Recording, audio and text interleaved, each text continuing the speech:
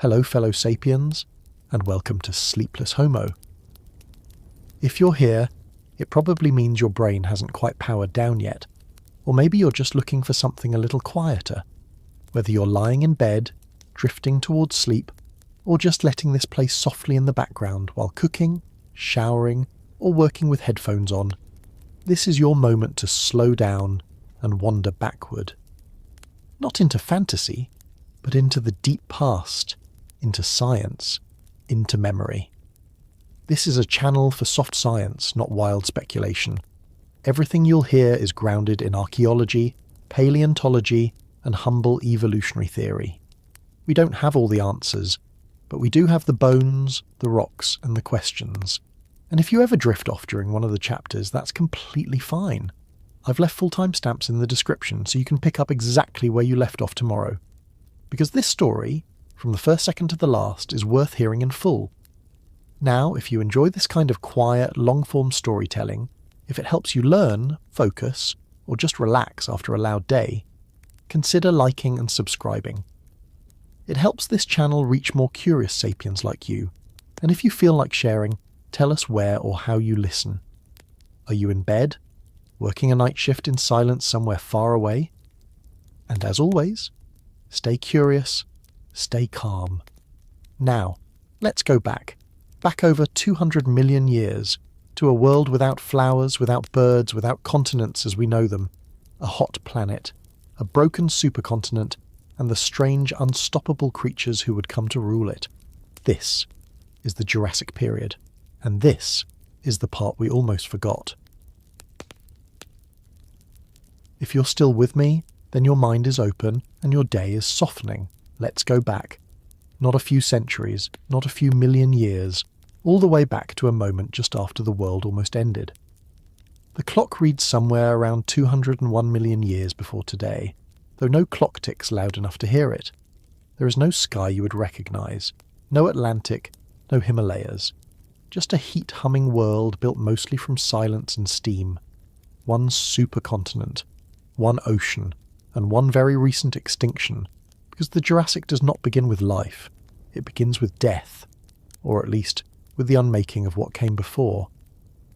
At the very end of the Triassic period, in one of the 5 major mass extinctions of the Phanerozoic eon, nearly half of all marine species vanished. Entire ecological networks gone. In the seas, once thriving families of mollusks and corals disappeared. On land, many of the dominant archosaurs collapsed into silence. It wasn't the largest extinction in Earth's history, but it was precise and oddly timed, and like most things from that far back, still not fully understood. Volcanic activity from the Central Atlantic magmatic province is one of the most likely suspects. It's hard to ignore a lava field that once stretched from what is now Brazil to what is now France. Imagine 4 million square kilometres of fissures and basalt flows, releasing more carbon dioxide than we can reasonably imagine. The air filled with it. The oceans warmed, the carbon cycle snapped, and then nothing. For a while. But this is where the story turns, because for all the horror implied in an extinction event, there is a strange kind of creative potential that follows. When ecosystems collapse, niches open. When dominant species vanish, new ones try to crawl into the space left behind. And when the entire world has just been shocked into silence, even small survivors can get loud. So begins the Jurassic. Not with an explosion, but with a slow reclaiming. The air is thick. The poles are warm. The continents are starting to tear away from each other like tired puzzle pieces whose edges no longer fit. And across this trembling crust, life begins to surge back. Stronger, stranger, and far more ambitious than before. At the start of the Jurassic, the face of the Earth looked simple, almost too simple. One giant supercontinent Pangaea, still loosely stitched together, stretched from pole to pole like an ancient crustal monolith. But beneath it, the engine of plate tectonics was churning. Subduction zones deepened, mantle plumes pushed upward. The great unbreaking had already begun. By around 200 million years ago, fissures and rift valleys began to open across what is now the Central Atlantic margin.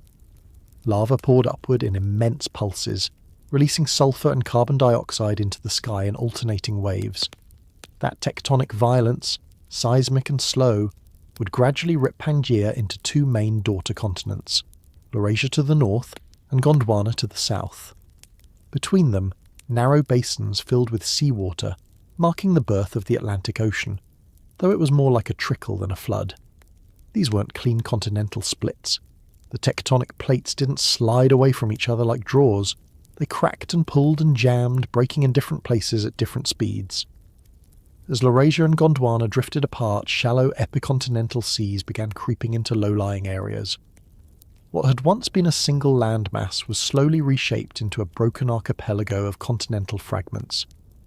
Regions that today sit thousands of kilometres apart were still shoulder to shoulder, South America almost kissing Africa, Antarctica nestled into Australia like the last spoons in a drawer. The Gulf of Mexico began to open. The North Sea basin was just a depression in the middle of the continent. The geography of the modern world hadn't formed yet, but its tectonic instructions were already printing in basalt and fault lines, and above all of this movement, the climate. If you've ever wondered what a high CO2 world feels like, the early Jurassic might be your best laboratory. Atmospheric carbon dioxide levels were likely 4 to 5 times higher than pre-industrial modern Earth. Global temperatures were as much as 5 to 10 degrees Celsius warmer. There were no permanent polar ice caps. Rainfall patterns, fed by increased ocean evaporation, likely created belts of intense humidity near the equator and more temperate but still wet conditions in mid-latitudes. The seasons were muted, the tropics were vast, and most of the Earth, especially in the early stages, was blanketed not in deserts, but in dense, steamy forests and fern-slick swamps. This wasn't a planet of extremes. It was in many ways eerily comfortable. Not too hot, not too cold, just unrelenting. The kind of climate where evolution doesn't need to pause for winter. The kind where you don't freeze to death at night. A world with more steam than storm. And that consistency, strange as it sounds, may have been one of the key drivers of the Jurassic explosion in biodiversity that would follow. Because when climates are stable for long enough, life gets experimental, but stability is never simple. The volcanic activity that helped cause the end Triassic extinction did not stop at the boundary line. Throughout the early Jurassic, massive basalt flows continued to erupt in pulses across what is now Western Europe, North Africa, and Eastern North America. These were not isolated events. They were episodic, continent-scale exhalations of the deep Earth. And with each one came new gases, new minerals, and a new atmospheric rebalancing act. Some scientists proposed that the early Jurassic greenhouse was not constant but punctuated, fluctuating between brief cooling intervals and longer periods of warmth. Ocean anoxia events may have occurred sporadically as well, suffocating marine life and trapping more carbon in deep sediments. The carbon cycle of the early Jurassic was a system running on the edge, driven by volcanism, mediated by ocean chemistry, and altered by the slow emergence of vast swampy plant cover that would later become coal. We often imagine ancient worlds as more alien than they truly were. But the early Jurassic wasn't a fantasy realm. It was familiar in its chaos. A world of slow disasters and fast recoveries. A world learning to rebalance itself after trauma. And like any recovering world, it left behind clues. Chemical whispers in rocks, isotopic ratios in ancient marine shells, patterns in zircon crystal cooling, shifts in carbon isotope values across boundary layers. We can't time travel, but the rocks remember.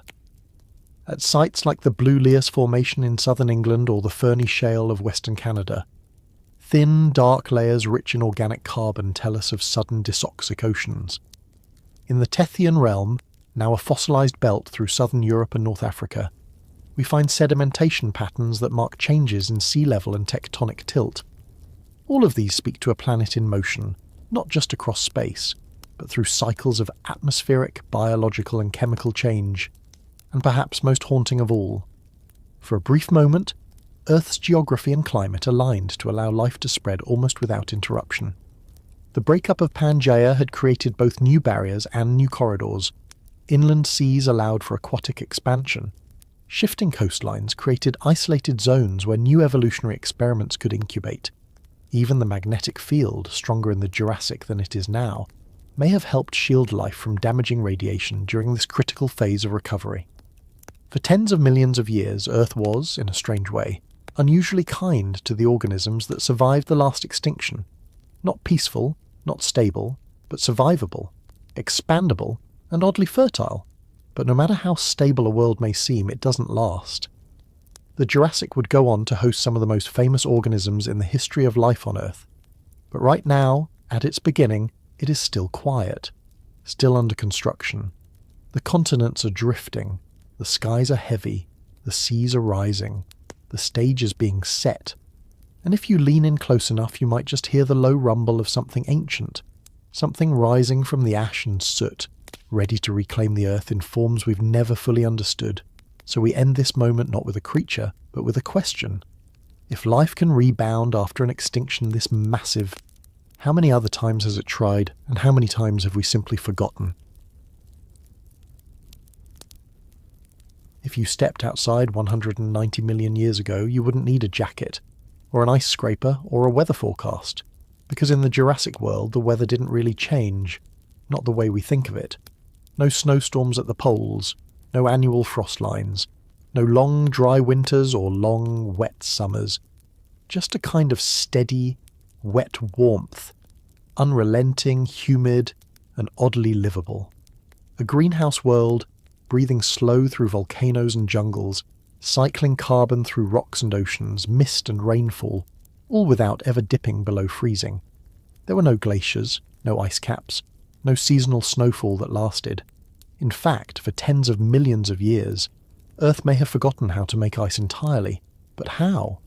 How does a planet run that hot, that stable for that long? And how does anything survive in the process? To understand Jurassic life, you have to understand Jurassic air. Not what you breathe, but what shapes the rhythms of survival. And it begins, always, with carbon. Carbon dioxide, that tiny molecular thread running through volcanism, photosynthesis, decay, and deep burial, is not just a greenhouse gas. It's one of the planet's oldest climate levers. During the early to middle Jurassic, atmospheric CO2 levels may have hovered between 1,000 and 3,000 parts per million, roughly 4 to 10 times higher than pre-industrial Earth. It's hard to be exact. No air samples remain, but we can read its echoes in fossilized plant stomata, in the isotopic ratios of paleosols, and in the carbon signatures left behind in marine carbonate deposits. And what all those signs point to is a planet in greenhouse overdrive. Higher CO2 concentrations don't just trap heat, they change everything. Ocean surface temperatures rise, the difference between equator and pole shrinks, Hadley cells, the great convective currents that move air and moisture from the tropics toward the mid-latitudes expand their reach. The hydrological cycle spins up, more evaporation from the seas, more cloud formation, more rain, less contrast, a quieter kind of chaos. But here's where it gets strange. Despite the heat, and despite the rain, the Jurassic atmosphere wasn't suffocating. At least not for the life that evolved within it. CO2 wasn't a pollutant, it was a background condition, an invisible architect of forests, swamps, and oxygen-producing giants. In fact, during the Jurassic, atmospheric oxygen levels may have also been slightly elevated compared to modern Earth. Not dramatically, perhaps around 25%, but enough to feed larger metabolic systems, fuel faster movement, and support organisms that, in today's thinner balance, might struggle to grow at all. That balance of CO2 and O2 was not fixed. It fluctuated across millions of years, but during the core of the Jurassic it allowed ecosystems to stretch into forms we don't fully see anymore. Not because the air was magical, but because it was consistent. That consistency wasn't an accident. It was the result of a long and unstable equilibrium between the inputs and outputs of the carbon cycle. Volcanic activity injected massive amounts of carbon dioxide into the atmosphere, especially during the breakup of Pangaea and the formation of new ocean basins. But over time, that CO2 didn't stay in the sky. It was absorbed by weathering rocks, pulled into soils, consumed by photosynthetic plants, and eventually buried in sediments that would one day become chalk, shale, or coal. This balance of source and sink is what makes Earth different from Venus. It's what kept Jurassic Earth habitable, even with no ice caps and no polar snow. The thermostat wasn't broken, it was just set differently. And while CO2 drove the heat, It was water vapour that sealed the deal. The Jurassic was not just a carbon-rich world, it was a humid one. With more evaporation came more clouds, and with more clouds came a strange kind of thermal feedback. High-altitude clouds reflected sunlight, keeping the surface slightly cooler during the day. Low-altitude clouds trapped infrared radiation, keeping the nights unnaturally warm.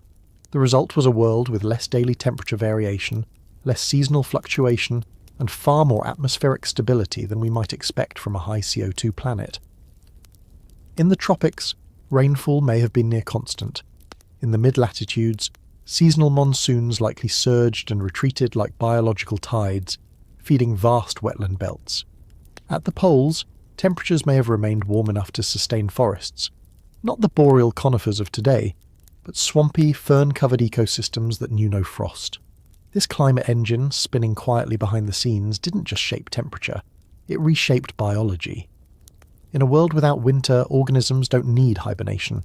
They don't need antifreeze proteins. They don't build thick fur coats or store food for a season that never comes. Instead, they evolve into forms suited for constancy, slow-growing, long-limbed, with year-round reproductive cycles and no need to pause for snow. The very idea of a cold-blooded creature becomes blurry in a world where the environment stays warm 24 hours a day. Ectotherms thrive, endotherms spread, and every niche, from swamp floor to canopy to shallow bay, becomes an evolutionary arena running at full speed. Of course, not every part of the Jurassic world was equally tropical. There were still temperature gradients, still dry zones and floodplains, still arid uplands and wind-swept coastal shelves. But the overall range of habitable environments was far broader than today. Polar regions may have been temperate enough to support amphibians. Mid-latitude belts likely supported dense forests with minimal seasonal dieback. And in the equatorial zones, vast floodplains may have stretched uninterrupted for hundreds of kilometres. It wasn't paradise. It was just warm enough and wet enough for life to get busy, and that busyness came with consequences. More vegetation meant more carbon drawdown, especially in swampy, low-oxygen environments where plant matter could be buried rather than fully decomposed.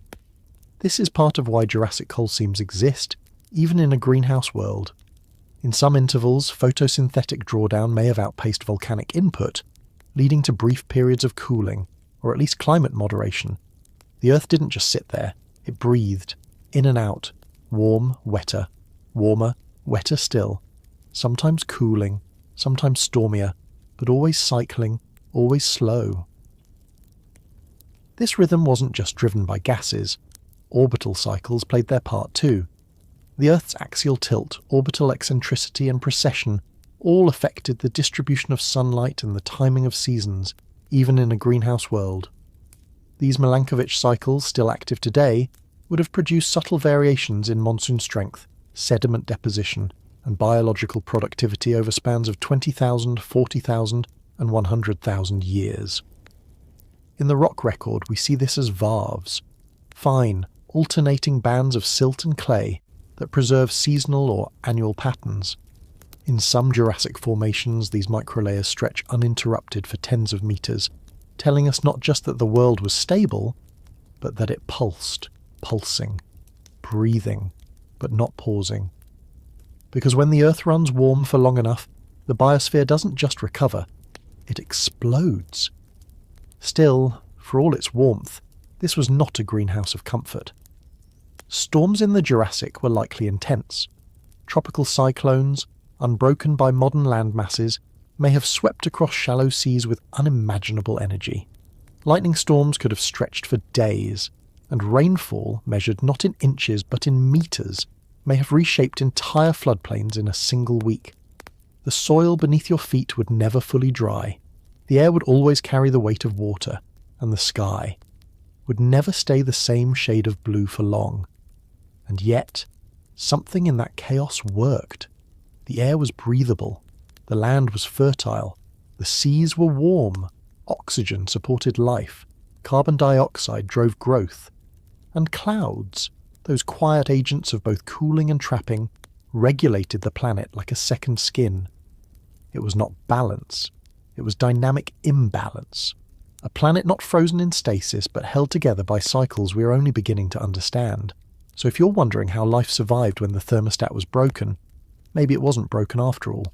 Maybe the Jurassic world wasn't a mistake. Maybe it was just another version of normal. And the real question is, how many other versions have we already forgotten? There was a time when Earth's map was nearly blank. Not in the sense of lacking detail, but in the sense that there were no coastlines, no tangled archipelagos or open ocean trenches, just one sprawling supercontinent called Pangaea, surrounded by a single global ocean. It was a landmass so massive that it created its own weather, so fused together that its interior likely baked under seasonal extremes, far from the stabilising influence of the sea. But this simplicity wouldn't last. For reasons still not entirely clear, something began to shift beneath the crust, and over the next tens of millions of years, the very floor beneath ancient life began to fracture. Land didn't just move, it broke, and in the cracks between those broken pieces, new oceans began to form. We tend to think of continents as permanent features, fixed theatres for the drama of evolution. But they're more like temporary rafts of crust, floating on a deeper, hotter, moving engine. And by the earliest days of the Jurassic, that engine was beginning to tear Pangaea apart. The first hints likely came as rift valleys, long depressions in the continental crust where tectonic plates begin to pull away from each other. These valleys often flood, sink, and widen over time, marking the early stages of ocean birth. Around 200 million years ago, these rift zones began to spider outward across the land, tracing future fault lines between what would one day become North America, Europe, Africa, and beyond. The most iconic tear would become the North Atlantic. At the dawn of the Jurassic, it was only a suggestion, a series of inland basins and rifting faults snaking between what we now call eastern North America and northwestern Africa. But over the next 30 million years, those basins widened. Lava bled through the cracks. Massive outpourings of magma formed what geologists now refer to as the Central Atlantic Magmatic Province, a planetary-scale volcanic event that may have helped trigger the extinction at the end of the Triassic. But by the early Jurassic, the worst had passed and the rift zones remained active. Slowly, relentlessly, the land drifted apart. As the faults widened, seawater poured in. Inland valleys became shallow seas. The North Atlantic, still narrow and immature, was born from these flooded fractures. To the south, Gondwana and the southern half of the supercontinent began to fracture as well. Antarctica, Australia, South America, Africa, and the Indian subcontinent were still welded together, but strain lines had begun to form. These were not yet oceans, not even seas. But the land was growing restless. The eastern part of Gondwana began pulling away from the western edge, setting in motion a future that would eventually open the South Atlantic and reshape the Indian Ocean. In between these vast continental masses, shallow seaways began to pulse with warm currents. These proto-oceans would become vital for life.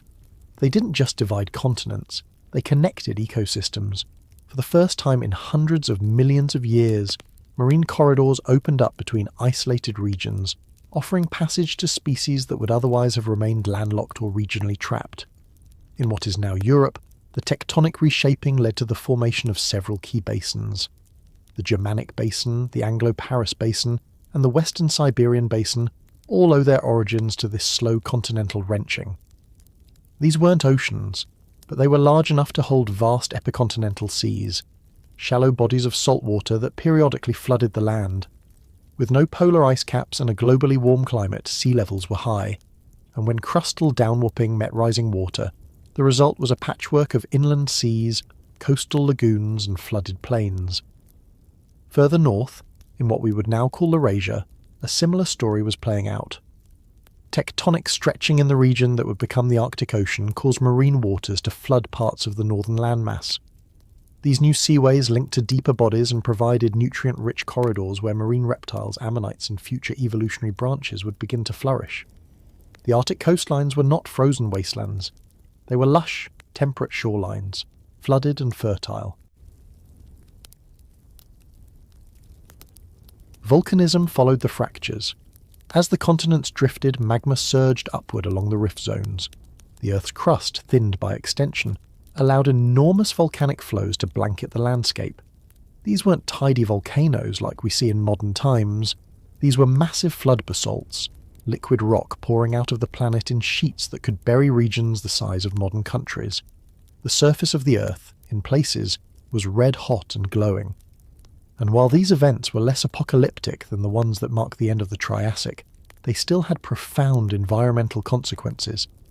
They added heat to an already warm planet, they pumped carbon dioxide into the air, and they reshaped the land into a kind of tectonic mosaic, with newly formed ridges, faults, and ocean floors slowly sculpting the world we know today. Beneath the oceans, a new kind of crust was being formed, mid-ocean ridges. These underwater mountain ranges marked the boundaries where new seafloor was born. As magma rose and solidified, it pushed older crust outward, driving the continents further apart. The Atlantic Ocean as we know it was still narrow, but its engine had started. The Mid-Atlantic Ridge, now one of the longest mountain chains on Earth, had its roots in these Jurassic beginnings. With each pulse of volcanic activity, more basaltic crust was added, and with each addition, the ocean widened, inch by inch, year by year, continent by continent. What's often forgotten is that this entire planetary reshaping happened quietly, not in a single moment of dramatic catastrophe, but through cumulative shifts over tens of millions of years. If you were alive during the early Jurassic, say, around 190 million years ago, the world might have looked largely stable to your eyes. The mountains would still be where they were last season. The coastline might seem familiar, but over deep time, the familiar was always temporary.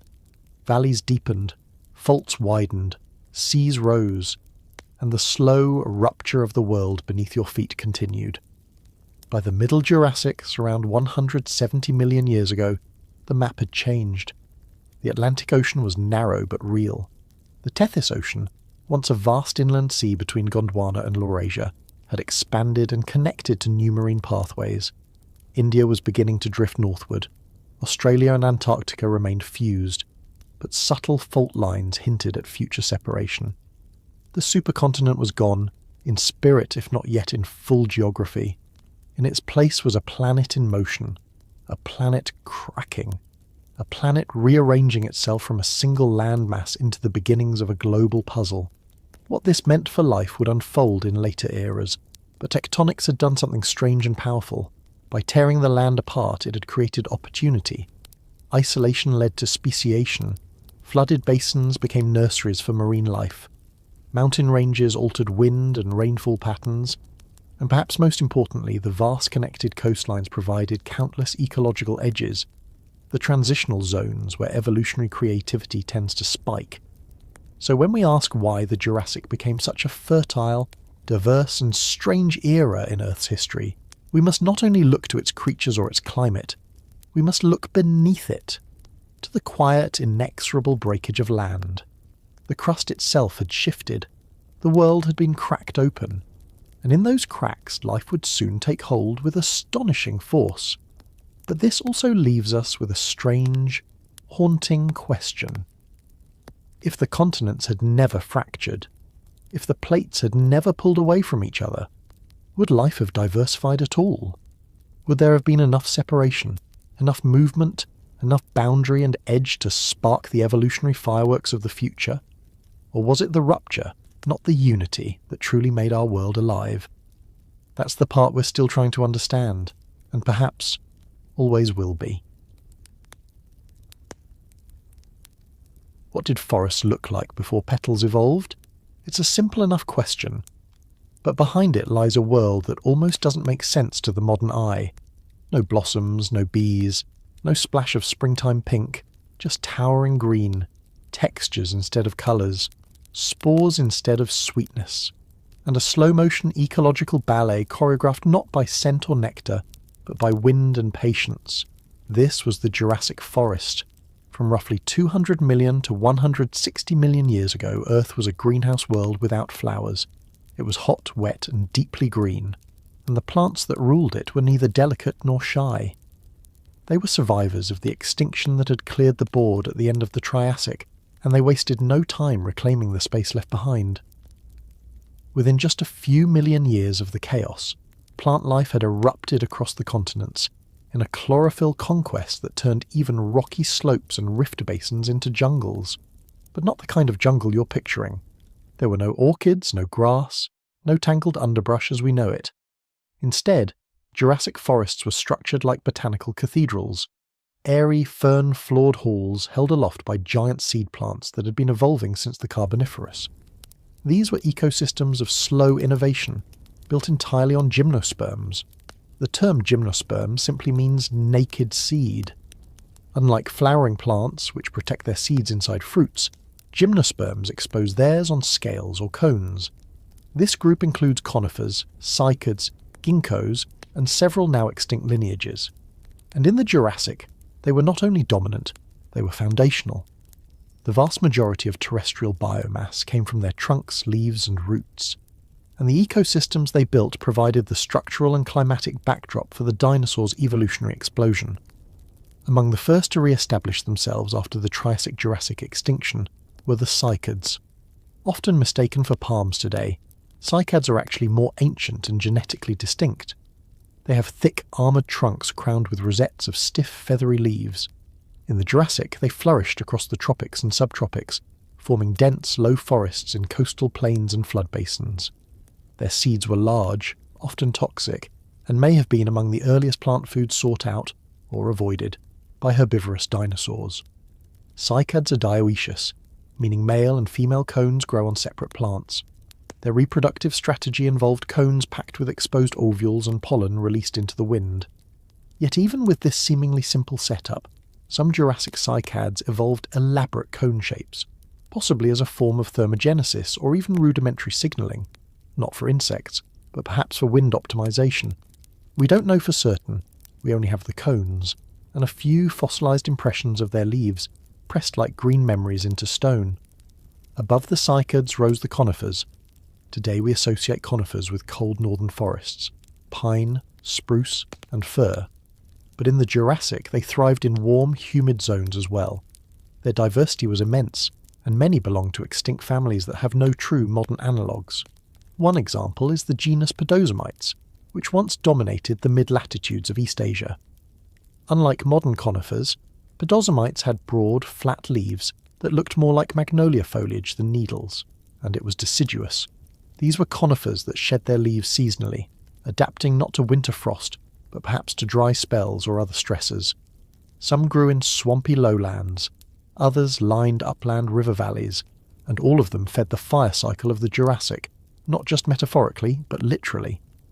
Their resinous wood and dry needle litter made wildfires a common feature of this ancient world, though perhaps less intense than today due to the higher oxygen levels and widespread humidity.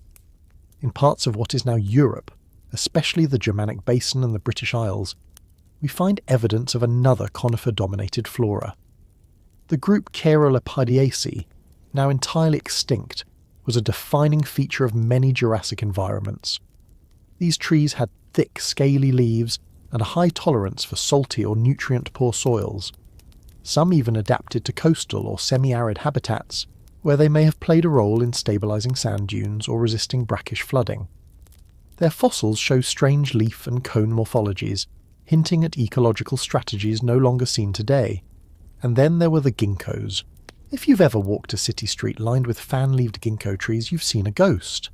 Ginkgo biloba, the only surviving species of a once diverse lineage, is a Jurassic relic. But in its heyday, the ginkgo family spread across much of Laurasia, particularly in temperate regions.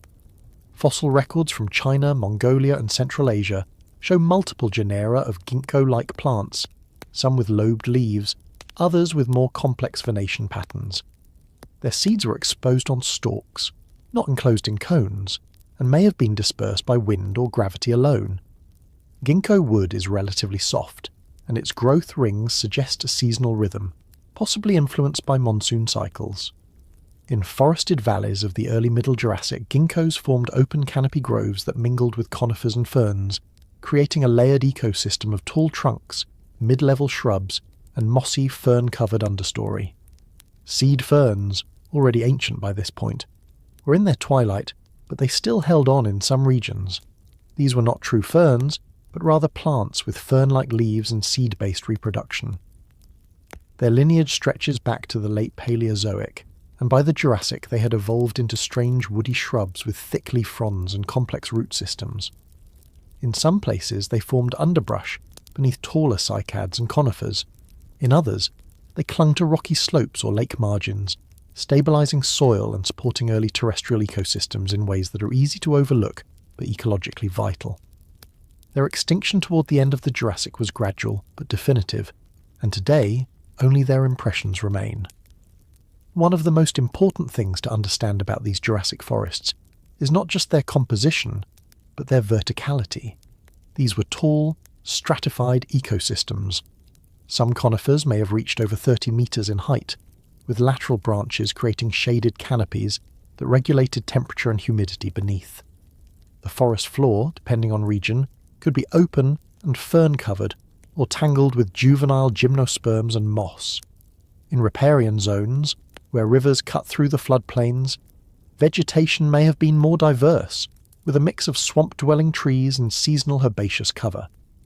But across all these environments, the absence of flowering plants meant that colours were muted.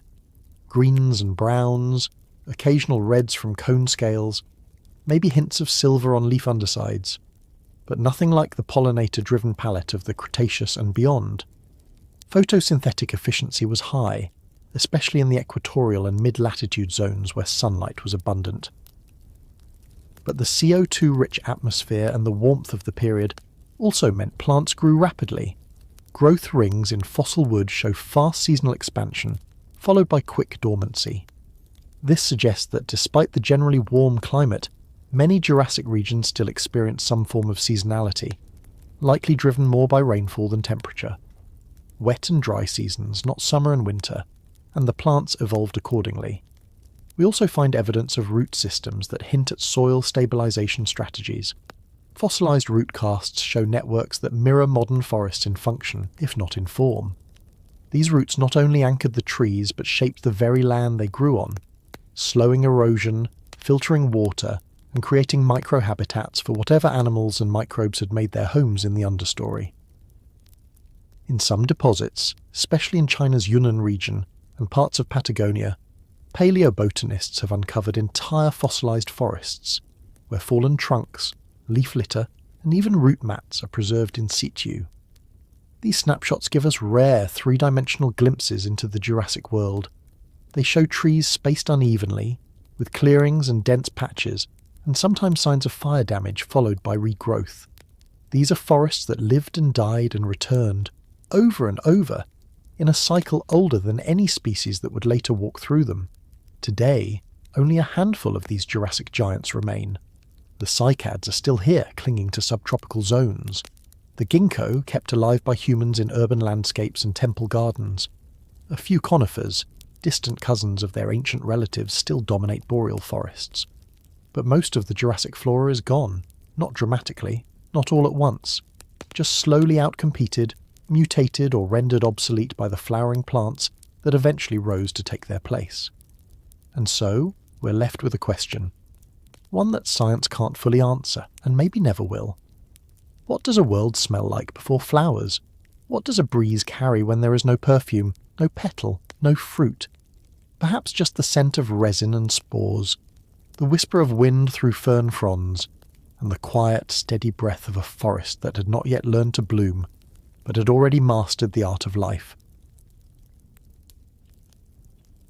You already know the stereotype, that insects and flowers go together, that bees and blossoms are the original love story. But the Earth did not start that way. The Jurassic forests were thick with life, but not with colour. There were no petals yet, no roses, no fruit, and no bees. So how then did it work? Who spread the pollen? Who landed on the cones? Who exactly flirted with the trees before flowers ever thought to bloom? It turns out that even in a world without petals, the dance between plant and insect had already begun. Just not the way you'd expect.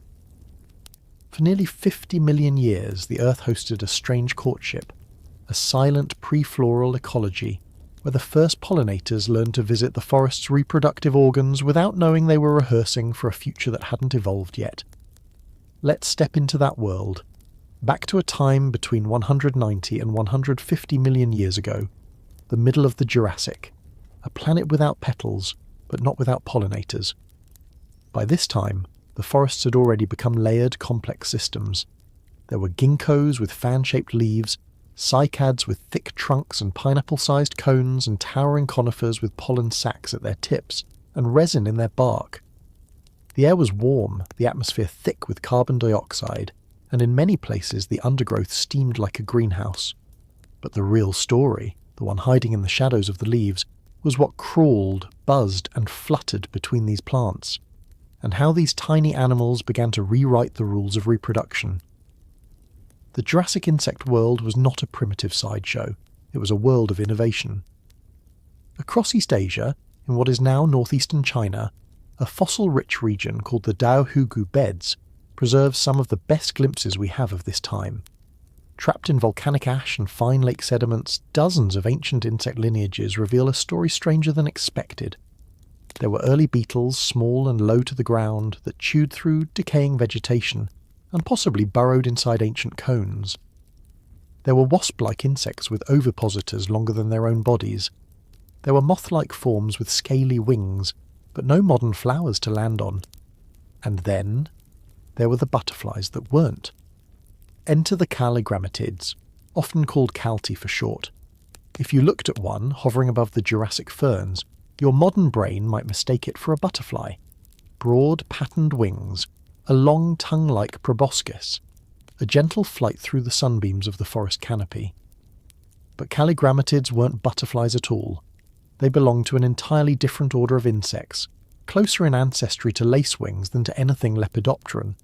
In other words, evolution had built something butterfly-like from entirely different materials, and that, right there, is where the story becomes deeply human. Because what we're seeing here isn't just mimicry, it's convergent evolution, a pattern repeated not because of ancestry but because of shared ecological pressures. These Jurassic calti evolved long tongues not to drink nectar from flowers, but likely to access sugary fluids secreted by gymnosperm cones, structures that, while very different from petals, still needed to lure in animals to move their pollen around. Some of these cones had elongated necks or tubular forms, mimicking the basic geometry that future flowers would perfect. It was a different stage, a different cast. But the choreography had already begun. We don't know exactly how widespread this pre-flower pollination was. The fossil record is partial, scattered, and more generous in some sediments than others. But what we do know is that insects like calligrammatids were common and morphologically well suited for plant interaction. Their mouthparts were specialised, their wing structures adapted for hovering flight, and their fossilised gut contents sometimes even preserved plant matter, hinting at a mutualism far older than the angiosperms that would later dominate the Earth. They weren't alone. Some beetle lineages, particularly early Polyphaga, were already thriving in Jurassic forests. These beetles were the recyclers, the first decomposers, crawling through leaf litter, feeding on fungal spores, and occasionally climbing conifer branches to nibble on soft pollen structures. While it's hard to say how intentional their pollen transport was, some may have served as accidental vectors for reproduction, clumsy, chewing pollinators long before the elegance of bees arrived. But perhaps the most poetic irony is that most of these creatures vanished before the flowers ever came. By the early Cretaceous, as angiosperms exploded across the continents, many Jurassic insect groups declined. The calligrammatids, once so dominant and diverse, went extinct. Their butterfly-shaped wings would be found only in stone. Their proboscises would be fossilised in ancient lake beds, while real butterflies, true lepidopterans, began to evolve on a separate path. It's almost as if nature rehearsed the performance with one cast, only to replace them all before opening night. Still, their contribution remains. They proved that even without petals, attraction could evolve. The eye spots, wing patterns, and chemical signals could exist without flowers to demand them. That the relationship between plant and insect was not born in the bright spring of the Cretaceous, but in the dim, fern-choked understories of the Jurassic. There's something deeply grounding in that. We tend to imagine evolution as a march toward complexity, as if butterflies required flowers, as if bees needed nectar, as if everything is tied up in the relationships we already know. But life doesn't care about our categories. Life finds overlap. Life experiments. Life rehearses roles before it writes the final play. And this raises a haunting question. How many other almosts have there been? How many strange mutualisms bloomed and vanished before leaving a trace? How many insects visited cones under a Jurassic sun, unknowingly preparing for a world that would never quite include them? When we find a fossil of a caltiwing, perfectly preserved in Chinese shale, we're not just looking at a dead insect, we're looking at a failed future, a draft of something that almost made it. And yet, in that failure, there's brilliance, because nature was already thinking like a pollinator, already designing tongues, already inventing camouflage, mimicry, and co-evolution, millions of years before petals ever opened. So the next time you see a bee land on a flower, remember that they were not the first, just the latest.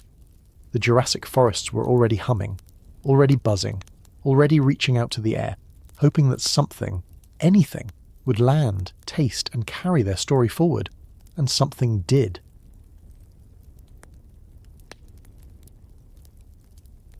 They were never invited to the spotlight, not when forests towered above them, not when shadows lengthened under the feet of giants, not even when they first scurried, silent and soft under the ferns that nobody remembers.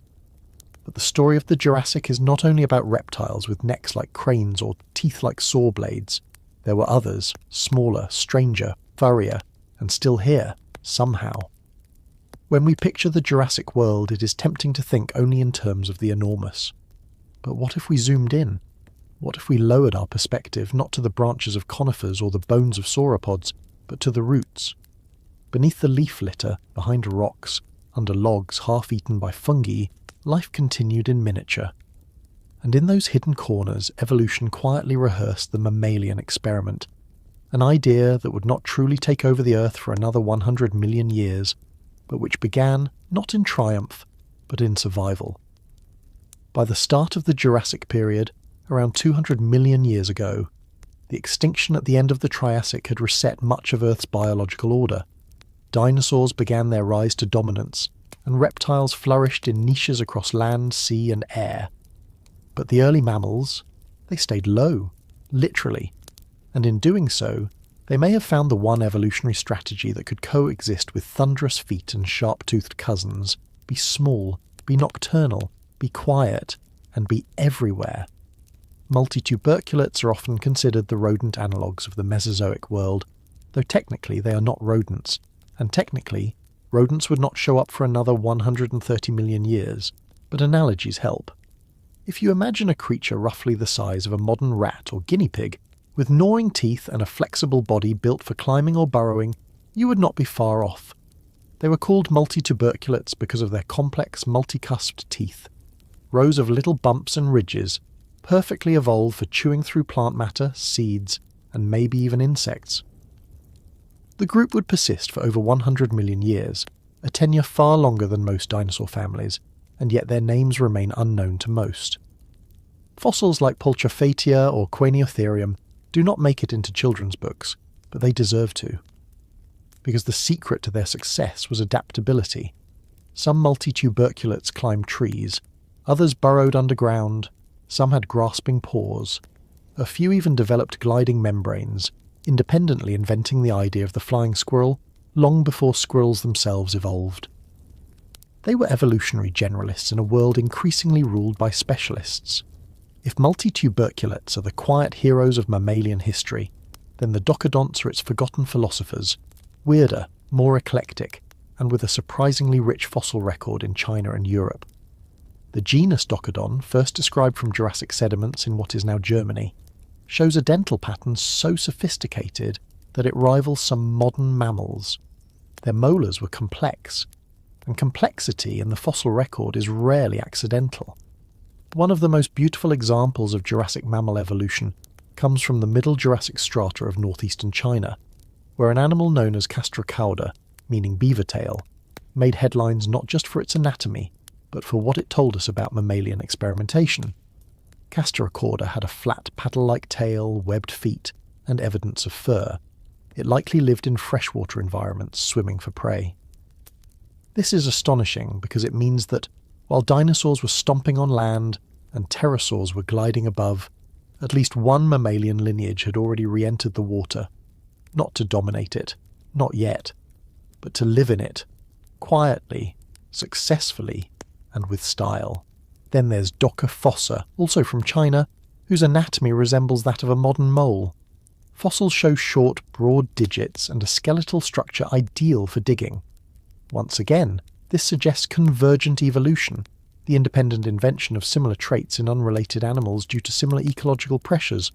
Moles evolved it later. Docker fossa got there first. This means Jurassic mammals were not just hiding, they were diversifying.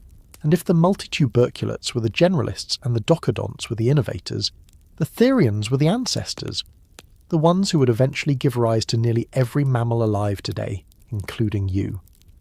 The earliest known therian is a small mouse-sized fossil named Jurassic, found in 160-million-year-old deposits in Liaoning Province, China. Its name means Jurassic Mother, and the name is not poetic. It may be quite literal. Jurassic appears to be one of the earliest relatives of placental mammals, the group that would eventually include primates, elephants, whales, and humans. This tiny creature had teeth for an insectivorous diet, long fingers for climbing, and a skeletal structure remarkably advanced for its age.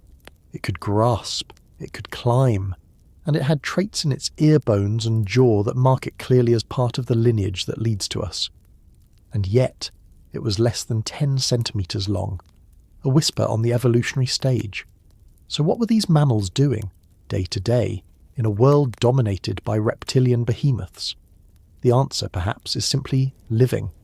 Some foraged in the leaf litter, feeding on worms or roots.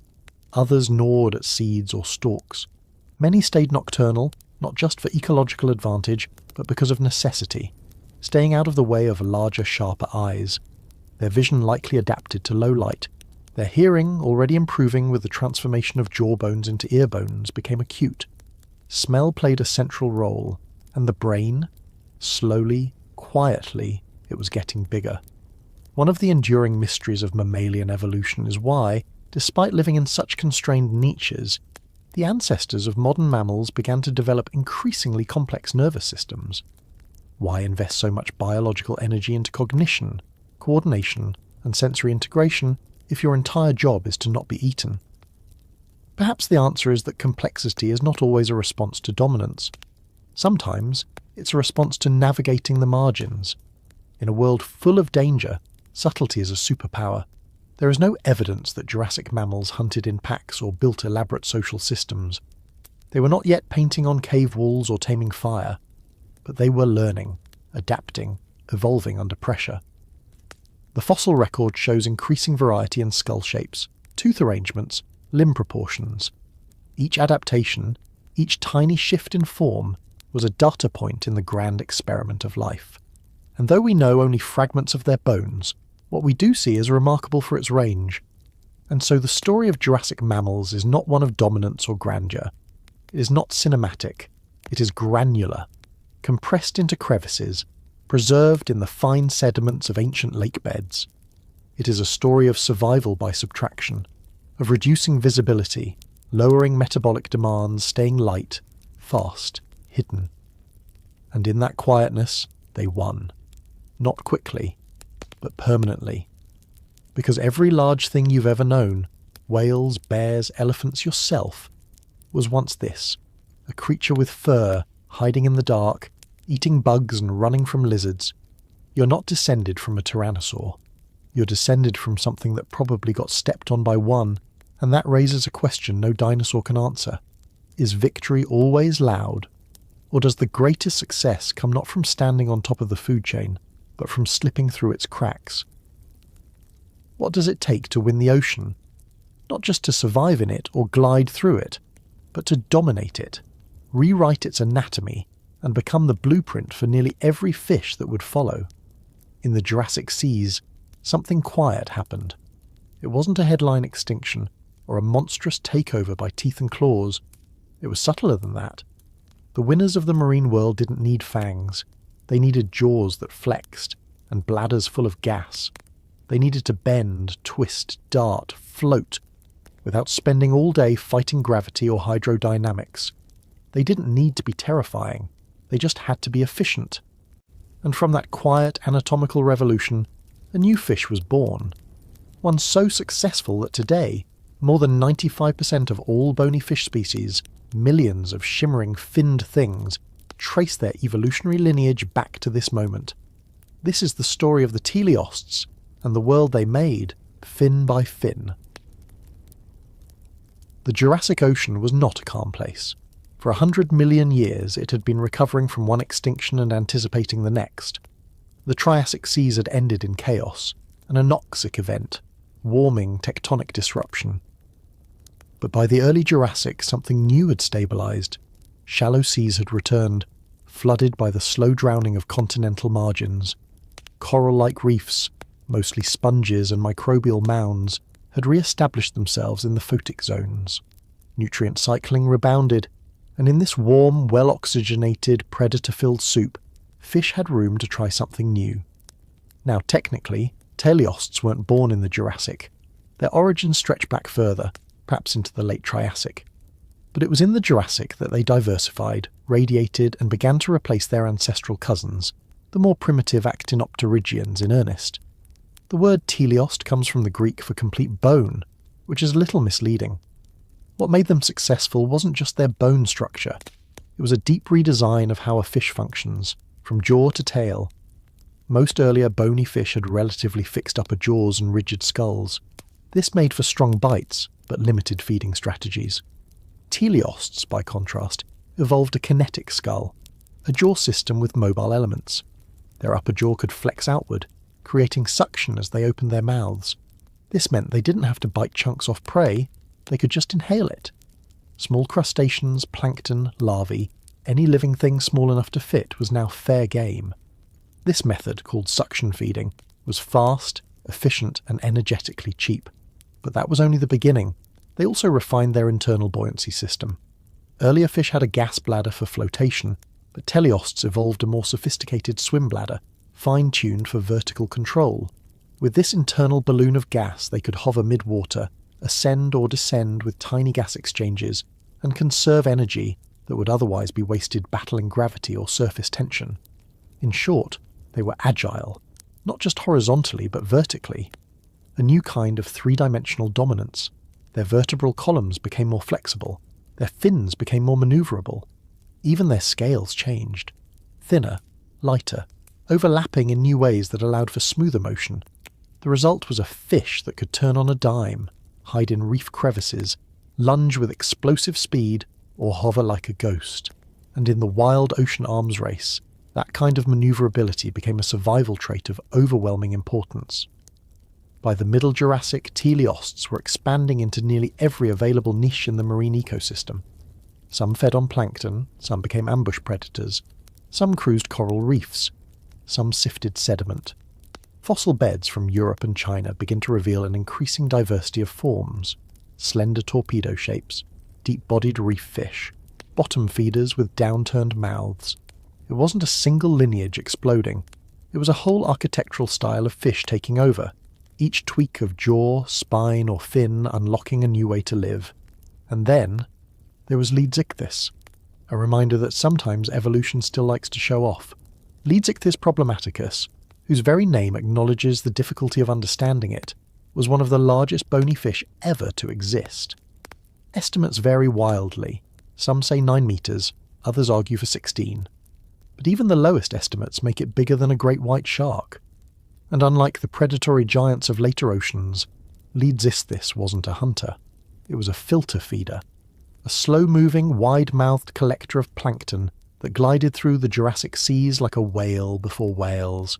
Its skeleton, like that of most large teleosts, was poorly preserved, too cartilaginous, too delicate.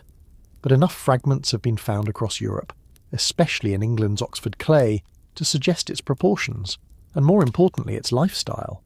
With gill rakers adapted to sieving plankton, and a mouth wide enough to gulp enormous volumes of seawater, Leedsichthys turned the productivity of the Jurassic plankton bloom into a body mass the size of a bus. It didn't need speed, it needed surface area. And thanks to the teleost blueprint, it got it. Why was the Jurassic Ocean so good to fish? Part of the answer lies in the stability of the climate. With no polar ice, warm temperatures at nearly every latitude, and a consistent stratification of ocean layers, the seas remained oxygenated and fertile. Upwelling zones brought nutrients to the surface. Phytoplankton bloomed. And where there is plankton, there are things that eat it, but Teleostis didn't just benefit from this system, they helped shape it.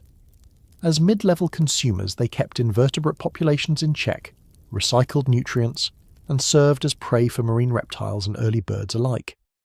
They became the linchpin of the marine food web, not just in biomass, but in function. And with their diversity came resilience. If one lineage failed, another was already trying something new. If predators grew more efficient, teleosts outflexed them. Their evolution wasn't dramatic, it was patient, but relentless. What we don't know is almost everything. The fossil record of soft-bodied fish is notoriously difficult. Many early teleosts are known from compression fossils, two-dimensional impressions in limestone that tell us little about muscle, colour, or even true motion. The deep sea, where many modern teleosts thrive, is almost invisible to the Mesozoic record. And so what we do know comes from rare sites, accidental discoveries, and painstaking reconstructions.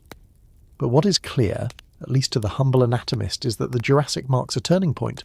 The ocean didn't just house fish, it began to belong to them, and not in the form of monstrous hunters or armoured titans, but in the quiet anatomical victories of suction jaws, kinetic skulls, and swim bladders. These were the upgrades that changed everything, and the descendants of those first Jurassic pioneers now make up the sardines in your sandwich, the goldfish in your tank, the tuna in your sushi, and most of the reef shimmering under sunlight. We look at fish today and forget their strangeness. The fins, the gills, the silent mouths. But their dominance is not accidental. It is ancient, and it began here, quietly, between the shifting currents of the Jurassic seas. So the next time you see a fish flick sideways in a tank, or vanish into a coral head, consider this. That flick is 190 million years old. A gesture inherited from a world where jaws loosened, bones lightened, and life learned that to survive the ocean, you didn't need to be the biggest, just the one that moved best, and in a world where everything floats, that was enough. What if time had a spiral shell? Not the ticking of seconds or the shadow of sundials, but a coil of calcium carbonate, curling tighter into the past with every turn. For paleontologists, it nearly did, and in the grand, quiet seas of the Jurassic world, those spirals were everywhere. Before clocks, before calendars, before humans had even been imagined, the oceans were marking time with ammonites, soft-bodied predators encased in rigid logarithmic grace. Today, we trace them through stone. But back then, they swam, hunted, died, and drifted into the very geological strata that we now use to map the age of everything else. We start in the earliest days of the Jurassic Period, just after the mass extinction that ended the Triassic. Around 201 million years ago, while the continents still clung together in Pangaea's slow dissolution, and the world's oceans surged with volcanic warmth, ammonites re-emerged, not as survivors, but as inheritors. Most of their earlier relatives had perished in the extinction event. What followed was an evolutionary rebirth so rapid and diverse that paleontologists have come to rely on ammonites like biological timestamps. New species evolved quickly, old ones vanished. Their shells fossilized beautifully, often preserved in limestone or shale with microscopic precision. And because they lived globally, in both shallow epicontinental seas and deeper marine basins, they left behind a stratigraphic legacy unlike any other extinct group. Ammonites were cephalopods, cousins to the squid and octopus, although they looked very different. Instead of soft, compressible bodies, they wore external armour, a coiled, chambered shell that acted both as protection and as a buoyancy device. The internal anatomy of an ammonite is something we mostly reconstruct from comparisons and fossil hints, but the basic layout is believed to have mirrored that of modern nautiluses, with a central soft body emerging from the open end of the shell and a series of gas-filled chambers extending behind. These chambers, separated by beautifully intricate walls called septa, were added sequentially as the animal grew. Each new chamber marked a former home the ammonite had once lived in, before sealing it off and floating onward. This internal architecture was not just elegant, it was functional. Ammonites adjusted the gas-to-liquid ratio in their chambers through a tube-like structure called the sipuncle, maintaining neutral buoyancy much like modern submarines. But unlike the living nautilus, which has relatively simple, curved suture lines where the septa meet the outer shell wall, ammonite sutures were extravagantly complex, fractal-like, lace-edged, sometimes spiralling in elaborate fronds. These patterns weren't just beautiful, they provided structural reinforcement, allowing ammonites to build thinner shells without compromising strength. That meant faster growth, greater flexibility, and more room for evolutionary experimentation, and experiment they did. The Jurassic was an age of ammonite innovation. Coiling patterns varied from tight helices to flattened spirals, and even loosely twisted or irregular forms. Some were small enough to fit on your fingertip. Others, like the giant Parapusosia, would eventually reach nearly 2 meters in diameter by the Cretaceous. But in the Jurassic, the average ammonite was the size of a grapefruit, darting through plankton-rich waters with a ring of tentacles and a sharp, beak-like mouth at its centre. Many likely had complex eyes, adapted to the dim filtered light of shallow seas.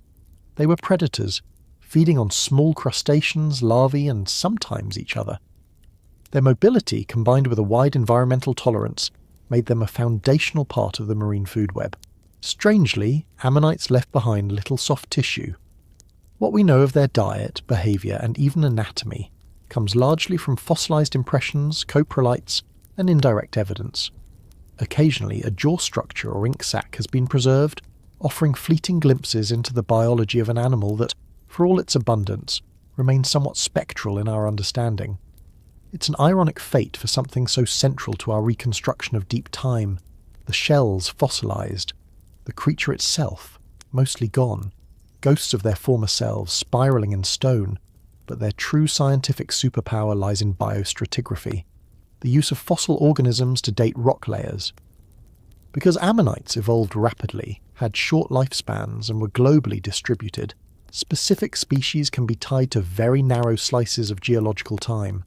This allows researchers to compare sediment layers from distant continents and synchronise their timelines. In effect, each ammonite species becomes a time marker. If you find a certain ammonite in a rock bed in England and the same species in a Moroccan limestone, you know those rocks are roughly the same age. No radiometric dating needed. No guesswork. Just the silent record of extinction and replacement, generation after generation, shell after shell. This is especially useful in the Jurassic, where marine transgressions, the rise of sea levels into continental interiors, created broad, shallow basins perfect for ammonite life and fossilization.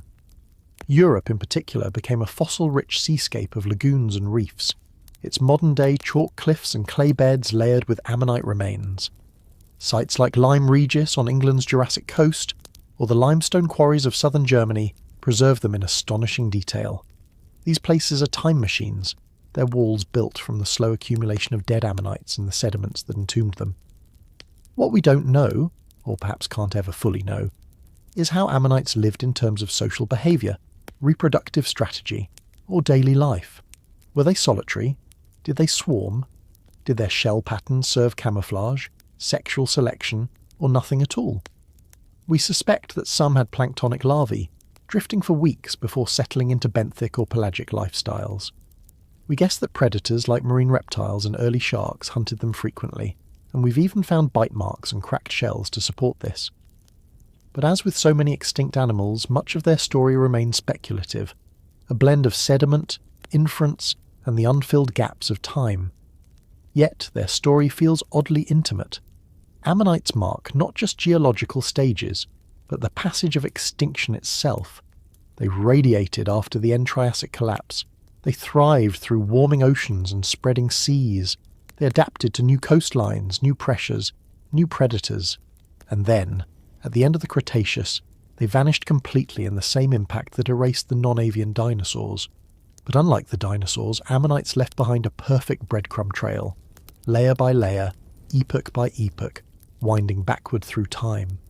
Their extinction was not a mystery. Their lives are. and for all our scientific precision, there's something haunting in that. Maybe that's the real magic of ammonites, not just as fossil clocks or biostratigraphic markers, but as reminders of how time coils and uncoils without us. That even when the record is precise, the story may still be lost.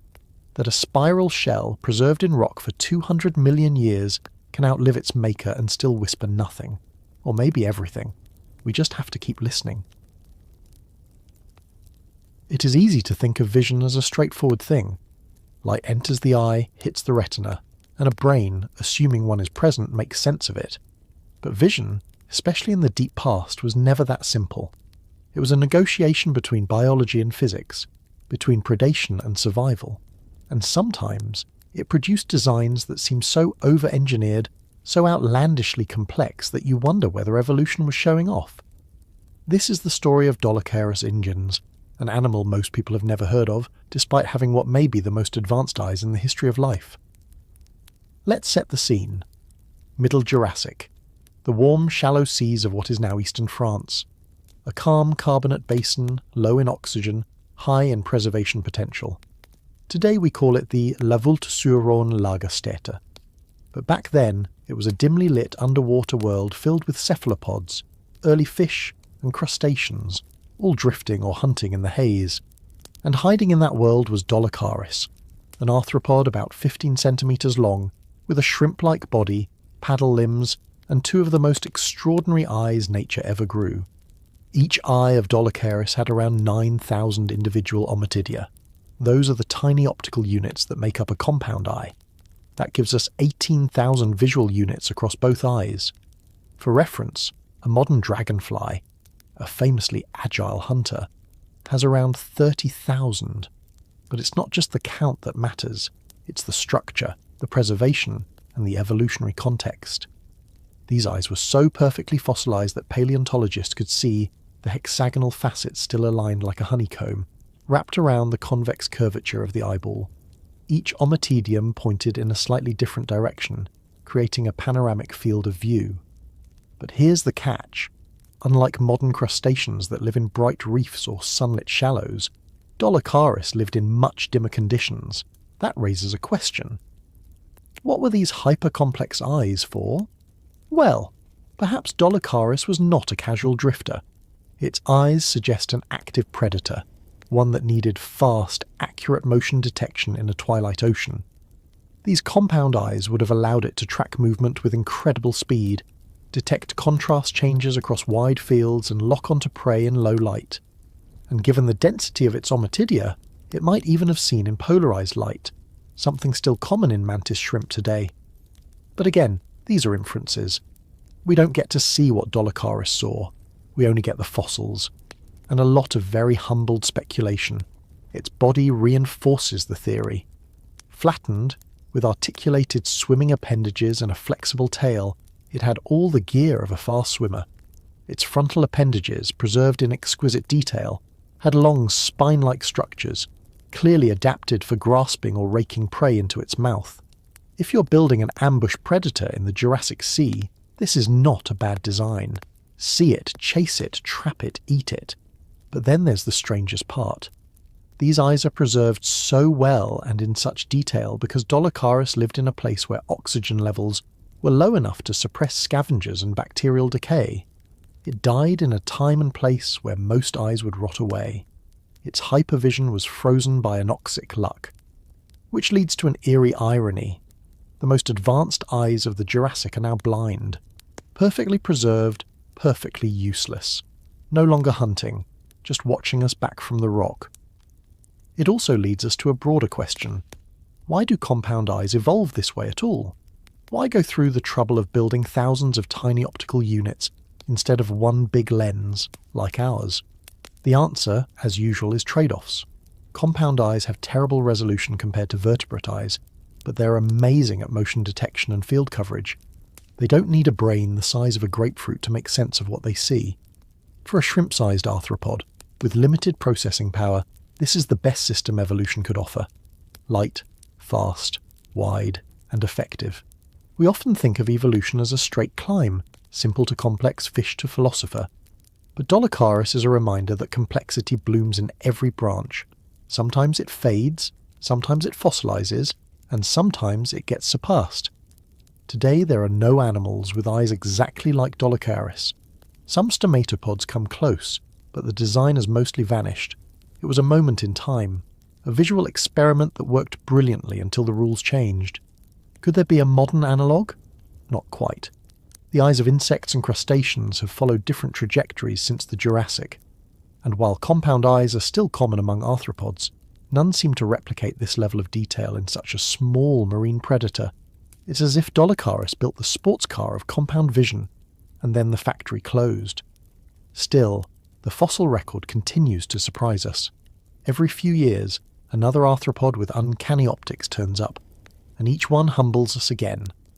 As of now, Dolicharis remains one of the best preserved examples of compound eye anatomy in the entire fossil record. And yet its behaviour, hunting style, and even precise classification are still debated. Was it more shrimp-like? Was it more like a swimming insect? What did it eat exactly? We don't know. We only know what the rock is willing to show us. That, in the end, is the lesson of paleontology. We are not reconstructing certainty. We are guessing, as carefully as we can, with bones and shells and ghosted outlines of eyes. And sometimes, if the mud is just right, we get a flash of something extraordinary. Something like Dolicharis. Something that saw the Jurassic seas in a way we never will. And it leaves us with this question. What else once watched this planet that we'll never see watching back? What's a shark supposed to look like before sharks looked like sharks? If you had to sketch one from memory, you'd probably draw something fast, torpedo-shaped, with gills slashed across the sides and rows of nightmare teeth inside a forward-facing mouth. And if you've seen rays, the so-called flat sharks of the modern sea, maybe you'd add in a flattened body, wide pectoral fins, and a bottom-sucking mouth. But the farther back you swim in time, the blurrier that silhouette becomes. Because long before great whites, before tiger sharks, even before most of the species we call rays, there was a fish that seemed to be practicing both forms at once.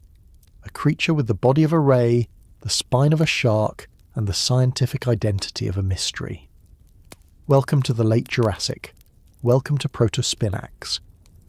Roughly 150 million years ago, in the quiet lagoonal waters of what is now southern Germany, strange cartilaginous fish glided across the seafloor. The region would later fossilize into the famous Solnhofen limestone, a paleontological jackpot that preserved everything from jellyfish to the earliest birds with such detail that even soft tissue outlines remained. And in those still, shallow, oxygen-starved waters, Protospinax annectans left behind its ghost. Not teeth alone, though there were plenty, but entire flattened bodies, complete with fins, gills, and hints of musculature. Enough, at least, to confuse generations of scientists about exactly what it was, because Protospinax for a long time refused to fit. It had many of the characteristics associated with rays. Broad, flat pectoral fins that merged into the head, a dorsoventrally compressed body, a mouth situated not at the front but underneath, and yet it also had characteristics that belonged squarely to sharks, not just teeth, but tail structures, vertebral arrangements, and a general spine and muscle system that refused to flatten out like a true ray. In fact, for over a century, its classification wandered between genera and families, flipped between ray ancestry and shark origin, often filed under uncertain affinities. Some even suggested it was a chimera, a prehistoric evolutionary hybrid that borrowed anatomy from both lineages but belonged to neither. Then, in the 21st century, something clicked. With more specimens, better imaging, and increasingly detailed comparisons across chondrichthyan fish, scientists began to reframe the mystery. Protospinax, it turns out, wasn't a primitive ray or an awkward shark cousin. It was likely an early offshoot on the stem group that would later give rise to rays and skates. A ghost cousin, not a direct ancestor. Think of it as a branch that split off early from the family tree before the modern lineages solidified. It retained some primitive shark-like traits, but had also evolved independently toward ray-like features. Not because it was trying to become a ray, but because evolution, when facing similar environments, often runs the same experiments. bottom-dwelling, flattened morphologies aren't an invention of rays alone. They've emerged in skates, flatfishes, guitarfishes, and even catfishes. All independently. The seafloor demands it. If you want to hide, ambush, or sift through sand, flattening out is useful. And so Protospinax, living in its quiet Jurassic lagoon, developed a body plan that looks modern, but isn't. It mimicked the flat look of modern rays long before true rays evolved. This is why Protospinax is so significant.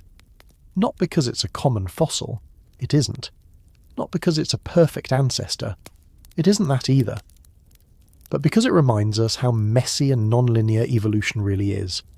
The shark family tree isn't a clean triangle branching into rays and modern sharks.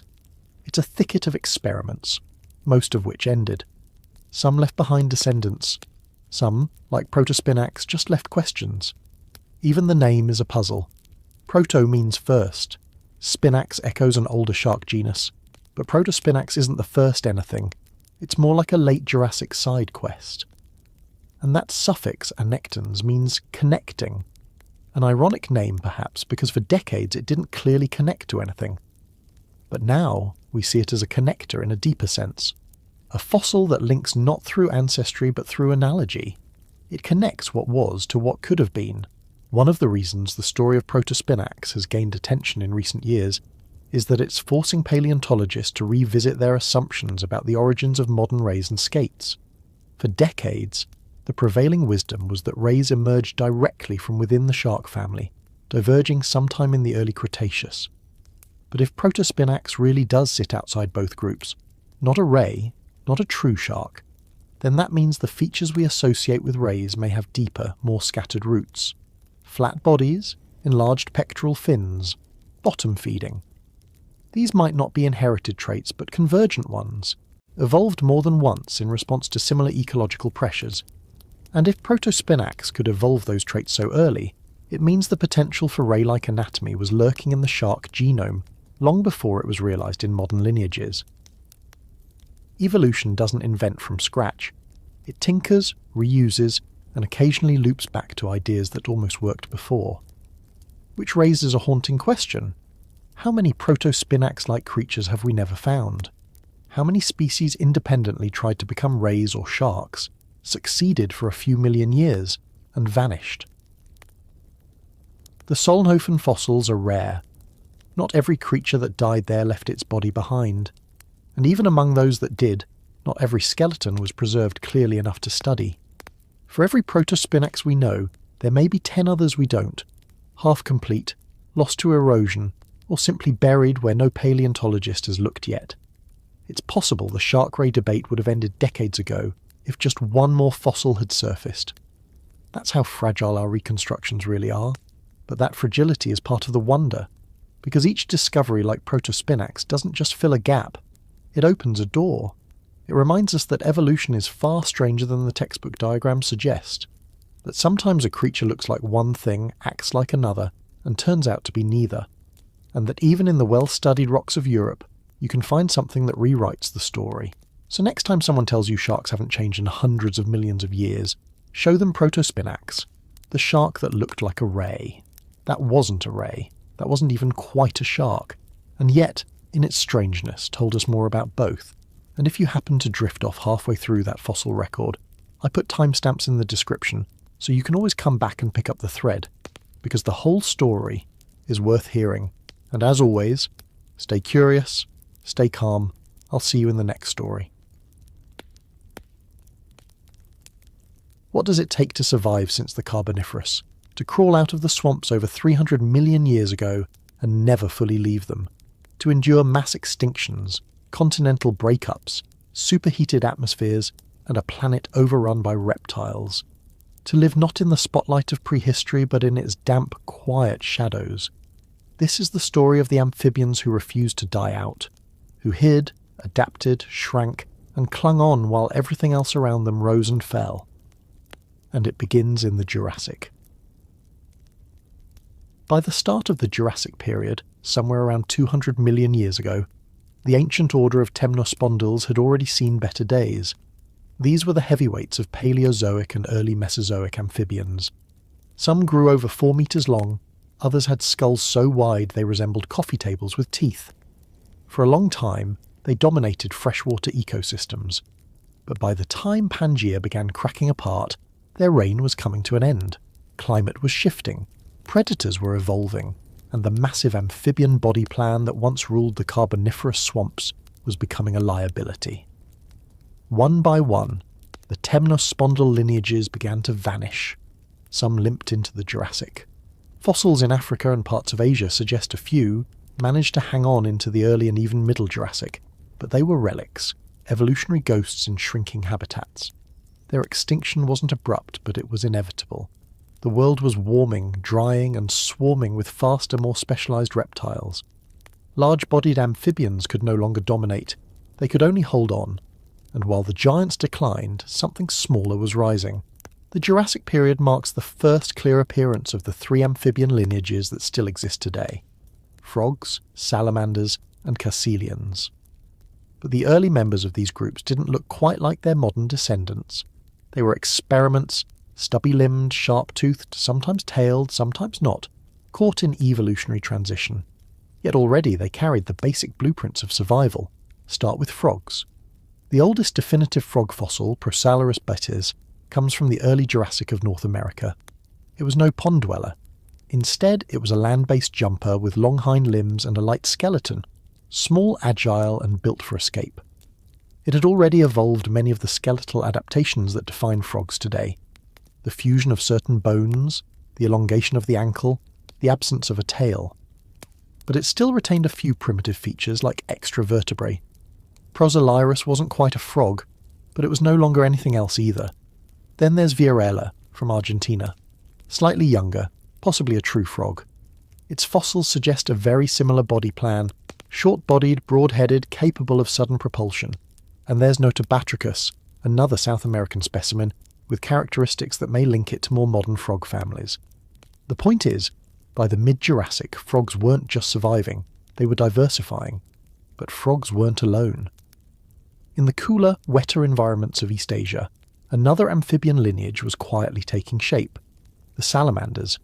Their fossils are rare, but we do have evidence, especially from the Daohugu beds of northeastern China, of early urodels. The term urodel refers to modern salamanders, and some of their Jurassic relatives already showed signs of internal fertilization, regenerative abilities, and the signature long tail and walking gait. One such fossil is Beanerpeton jianpingensis, from the late Middle Jurassic. It had limbs positioned at the sides, a long body, and potentially even gills, suggesting a neotenic lifestyle, where juveniles retain larval traits into adulthood. This strategy, called pedomorphosis, is still common in modern salamanders like axolotls, but in the Jurassic, it was probably a lifeline. When predators got faster, being able to reproduce early, without leaving the safety of water, became an evolutionary insurance policy. And then, there were the burrowers. Caecilians are perhaps the most mysterious of all amphibians. Today they resemble worms or snakes, with segmented bodies, no limbs, and sensory tentacles near their eyes. Their Jurassic ancestors were slightly less bizarre, but no less fascinating. One in particular, Echecelia micropodia, lived around 190 million years ago in what is now Arizona. It had tiny, stubby limbs and a broad, reinforced skull, perfect for digging. But what's most remarkable is that Echecelia already had the internal features of modern caecilians: a reduced eye, an elongated body, and signs of a strong, flexible skull capable of burrowing through soil. It was not a surface creature. It lived in the dark, underfoot, far from the Mesozoic drama above, which may be exactly why it survived. Across these lineages, frogs, salamanders, caecilians, we see a pattern: survival through specialization. Frogs jumped, salamanders hid, caecilians tunneled, and all three, in their own way, abandoned the size and swagger of their temnospondyl ancestors. They became small, cryptic, and efficient. Their bones got lighter, their lifespans shorter, their reproduction faster. They learned to vanish, into ponds, into mud, into time. And that invisibility may have saved them, because unlike the dinosaurs, the crocodiles, or even the early mammals, Jurassic amphibians never competed for dominance. They fill the ecological niches that were easy to ignore. The insect catchers, the leaf lurkers, the puddle dwellers. They weren't trying to rule the planet, they were just trying not to die. And somehow, they didn't. Today, amphibians are among the most endangered vertebrates on Earth, but they're also among the most ancient. Every time you hear a frog call, or see a salamander under a log, or imagine something squirming in the soil beneath your feet, you're witnessing a survival story that began long before the first flower bloomed. Long before birds flew, long before mammals rose, the Jurassic was their quiet crucible. And it leaves us with this question. In a world obsessed with dominance, what can we learn from the creatures that just endured? And that endurance is not just biological, it is anatomical, behavioural, even philosophical. A kind of slow, stubborn persistence written into the bones. Amphibians do not aspire. They do not colonize continents or reshape ecosystems. They persist through constraint. Their skin must remain moist. Their eggs cannot survive far from water. Their lungs are simple. Their metabolism's modest. Their needs almost insultingly small. But those very limitations, the things that seem to make them fragile, are precisely what kept them going. Because when the Earth changes, when climates swing or continents drift or seas invade, the ones already living at the edge of survival don't have far to fall. In the fossil record, this creates a kind of invisibility. Amphibians rarely make headlines. They don't leave massive skeletons or armoured skulls. They don't fossilise well, but occasionally, just often enough, a sliver of their past surfaces, a jawbone in mudstone, a pelvic arc in limestone, and with each fragment we piece together a portrait not of dominance, but of endurance, the kind that doesn't need to be seen to succeed. What makes this even more remarkable is that amphibians were doing this in a world increasingly unsuited to them. The Jurassic was a greenhouse Earth. Temperatures were high, rainfall was seasonal, rivers were shifting, coastlines were unstable, and reptiles, especially the aquatic ones, were everywhere. Amphibians had every excuse to give up, but instead they adapted in miniature. Frogs reduced their larval stages, salamanders learned to regenerate, caecilians vanished underground altogether. Evolution doesn't reward ambition, it rewards fit, even if that fit looks like hiding, and maybe that's the haunting truth at the heart of their story. That success isn't always loud. That survival isn't always glorious. Sometimes it looks like a tiny jaw under a leaf, or a translucent egg in a puddle. Sometimes it's the faint ripple of something that hasn't changed in 200 million years, except to become even quieter. These creatures do not ask to be remembered, but they are. In fossils, in field guides, in rain-soaked forests and urban ditches. The Jurassic didn't just give us giants, it gave us whispers, and somehow they're still echoing. When did mammals stop waiting for their turn? It's easy to think of the Jurassic as a time when mammals were simply biding their time, small, soft-bodied things lurking in the dark, waiting for the dinosaurs to get out of the way. For decades, that was the image. Shrew-like creatures hugging the forest floor, unnoticed, unimportant, unambitious. But like most evolutionary myths, that one doesn't hold up. Because even in the middle of the Jurassic Period, long before mammals took over the world, they had already started branching into niches no one expected them to. They didn't wait. They adapted. Start with the swimmer. Roughly 164 million years ago, in what's now the Daohugu beds of northeastern China, a creature named Casteracauda lutrasimilis left behind the kind of fossil that makes paleontologists stare for hours. It wasn't just the bones, it was the impressions. You could see the outline of fur, you could see webbed feet, even the suggestion of a tail flattened like a paddle. Here, at last, was a Jurassic mammal that didn't look like a mouse. It looked almost like an otter. And it wasn't small, not by Mesozoic standards. Most mammals of the time were the size of mice or smaller, but Casteracauda stretched over 40 centimetres in length. It had strong hind limbs, broad feet, and that thick tail, all adaptations for an aquatic lifestyle, and most impressively it had specialised teeth, not just generalised molars, but long, backward-pointing cusps ideal for gripping slippery prey. This was no insectivore. This was a predator, probably fish-eating, possibly nocturnal, but definitely not waiting its evolutionary turn. Then there were the gliders. In roughly the same beds where Castrocada was found, another fossil emerged that pushed expectations even further. It was called Velaticotherium antiquum, and it had wings, not feathered ones, not leathery ones, but a membrane of skin stretched between elongated limbs and digits, much like a modern flying squirrel or colugo. Its bones were delicate and light, its limbs long and grasping, and its tail, partially preserved, was likely flattened for steering. It was, in essence, a Jurassic glider, one that lived in the treetops, feeding on insects, launching itself from branch to branch in a forest full of towering conifers and the occasional hungry pterosaur. These aren't isolated cases. They're part of a broader picture, emerging from middle to late Jurassic fossil beds, particularly in China, where volcanic ash and fine lake sediments preserved mammals in extraordinary detail.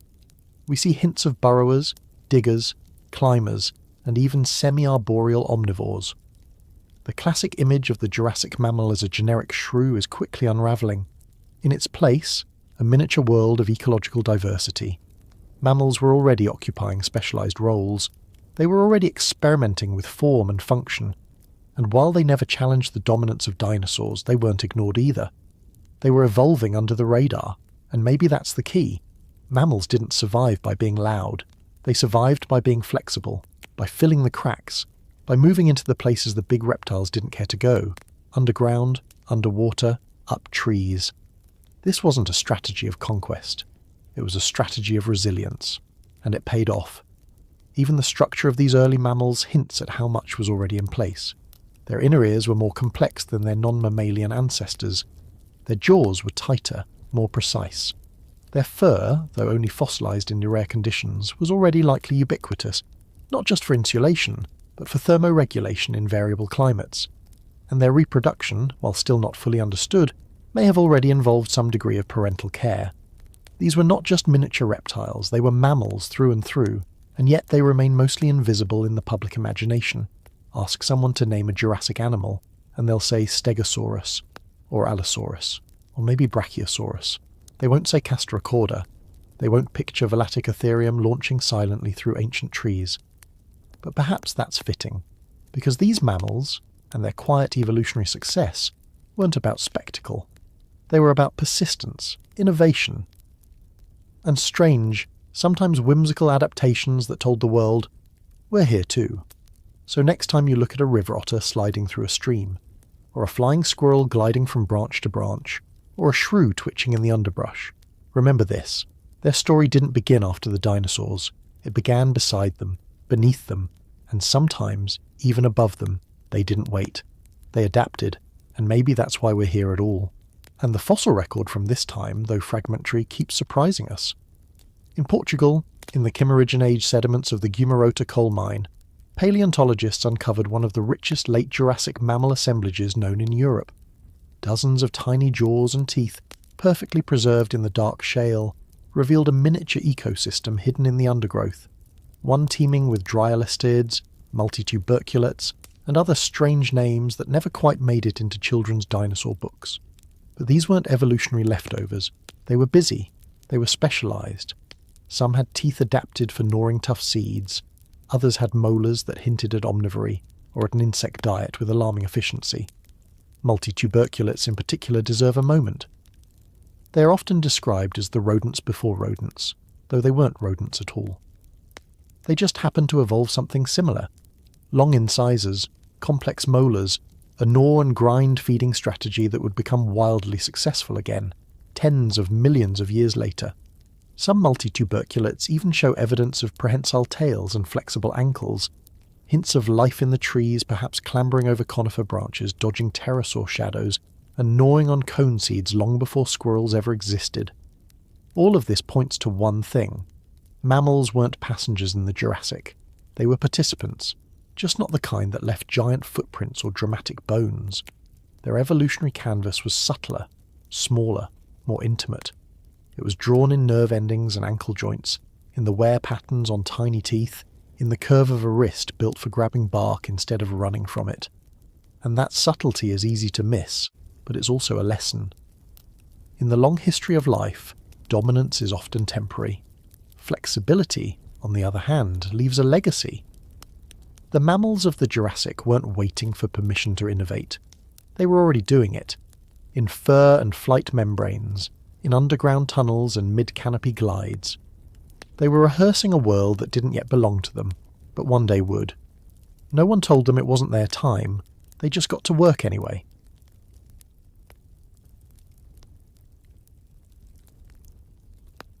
How do you sneak flight into evolution without anyone noticing?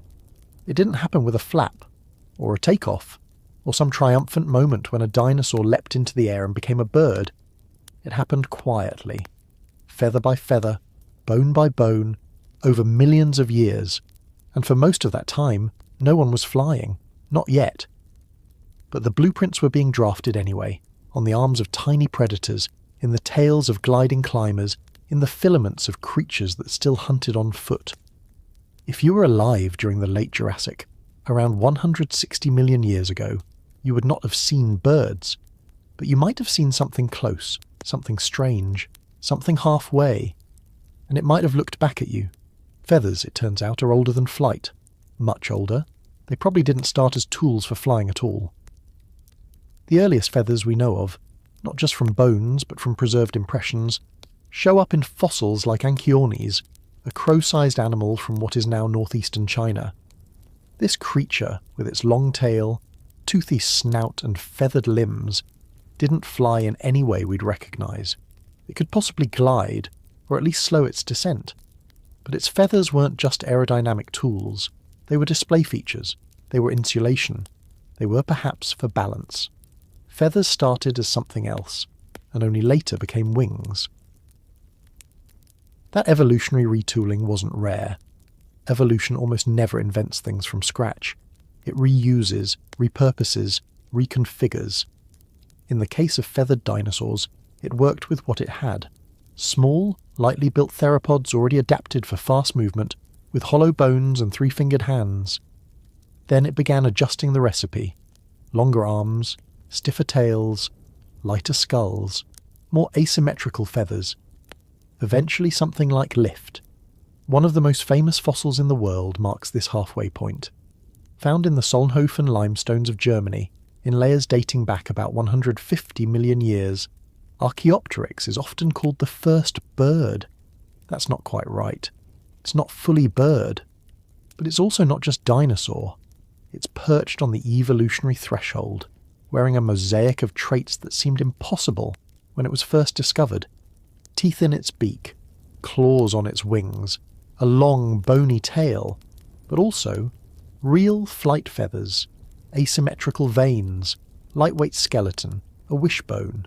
Not built for long flights perhaps, but likely capable of short flutters or glides between trees, and it wasn't alone. Fossils from the Tiaojishan Formation in China began revealing an entire community of feathered dinosaurs, Xiaotingia, Orornis, Eosinopteryx, each with different combinations of traits, some more bird-like, some less. Some with long legs, others with long tails, still others with ornate head crests or double layers of feathers. The diversity was startling, and it blew open the idea that there was a clean line between bird and not bird. There wasn't. There was a tangled bush, a radiation of experiments in size, shape, and feather architecture. This complexity has made the origin of flight one of the most debated topics in vertebrate paleontology. Did these animals launch from the ground up, flapping their arms for extra thrust as they ran? Or did they begin in the trees, using feathered limbs to control gliding falls? The evidence leans gently toward the latter, an arboreal origin, but no answer is final. What we do know is that flight didn't appear in a vacuum. It emerged from ecological pressures, predators chasing prey, prey escaping predators, animals clambering through trees, courting mates, staying warm. Flight wasn't an invention. It was an escalation, and for every name that made it into textbooks, there were likely dozens of species we've never found. Their feathers decomposed, their bones scavenged, their fragile forms erased before they could fossilise. But the ones we do have, thanks to perfect circumstances of lakebed sediment, low oxygen, and volcanic ash, whisper a truth far stranger than anything we imagined in the early 20th century. That dinosaurs didn't just give rise to birds, some of them already were birds, long before the definition caught up, and that raises a quiet, haunting question. What else are we missing?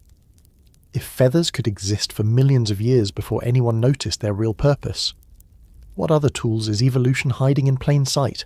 What complicates things further and makes it infinitely more fascinating is how familiar yet alien these animals seem. Take Anchiornis, for example. It had not 2, but 4 wings.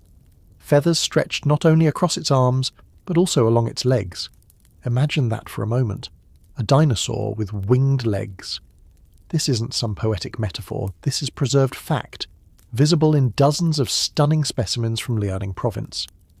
Its skeleton says theropod, but its silhouette, soft with contour feathers and downy edges, says something else entirely.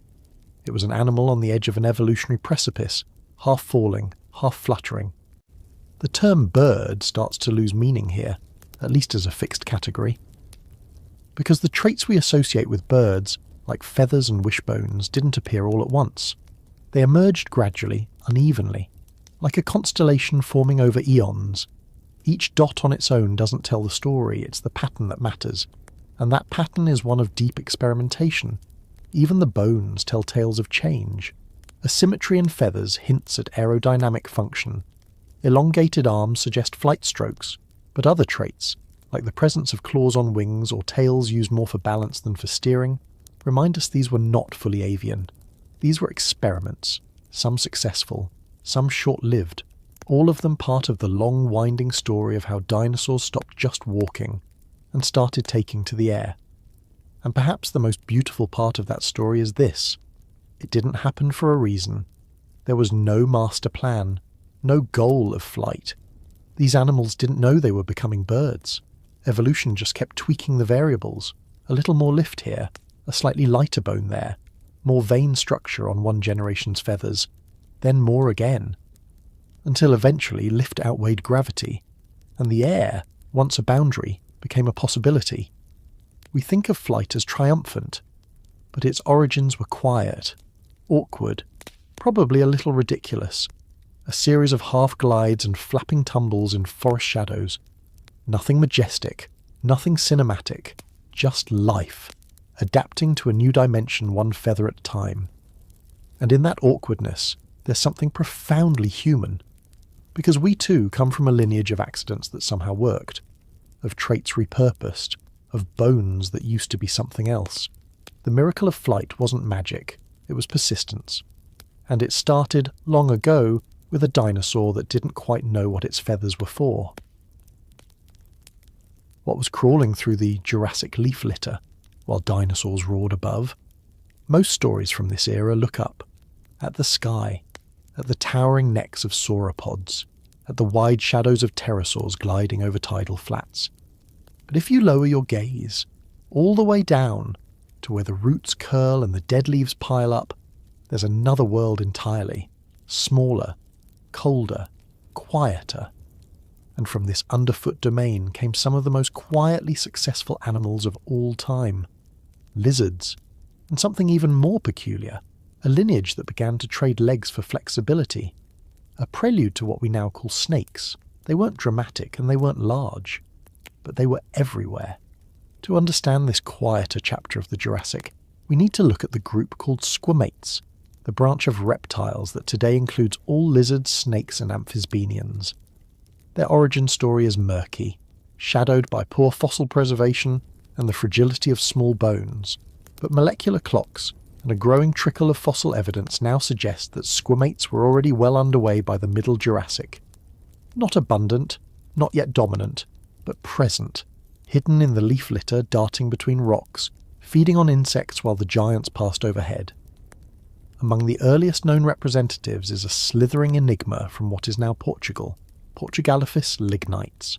It dates to around 150 million years ago. It was long-bodied, limbless, and tiny, just a few centimetres wide.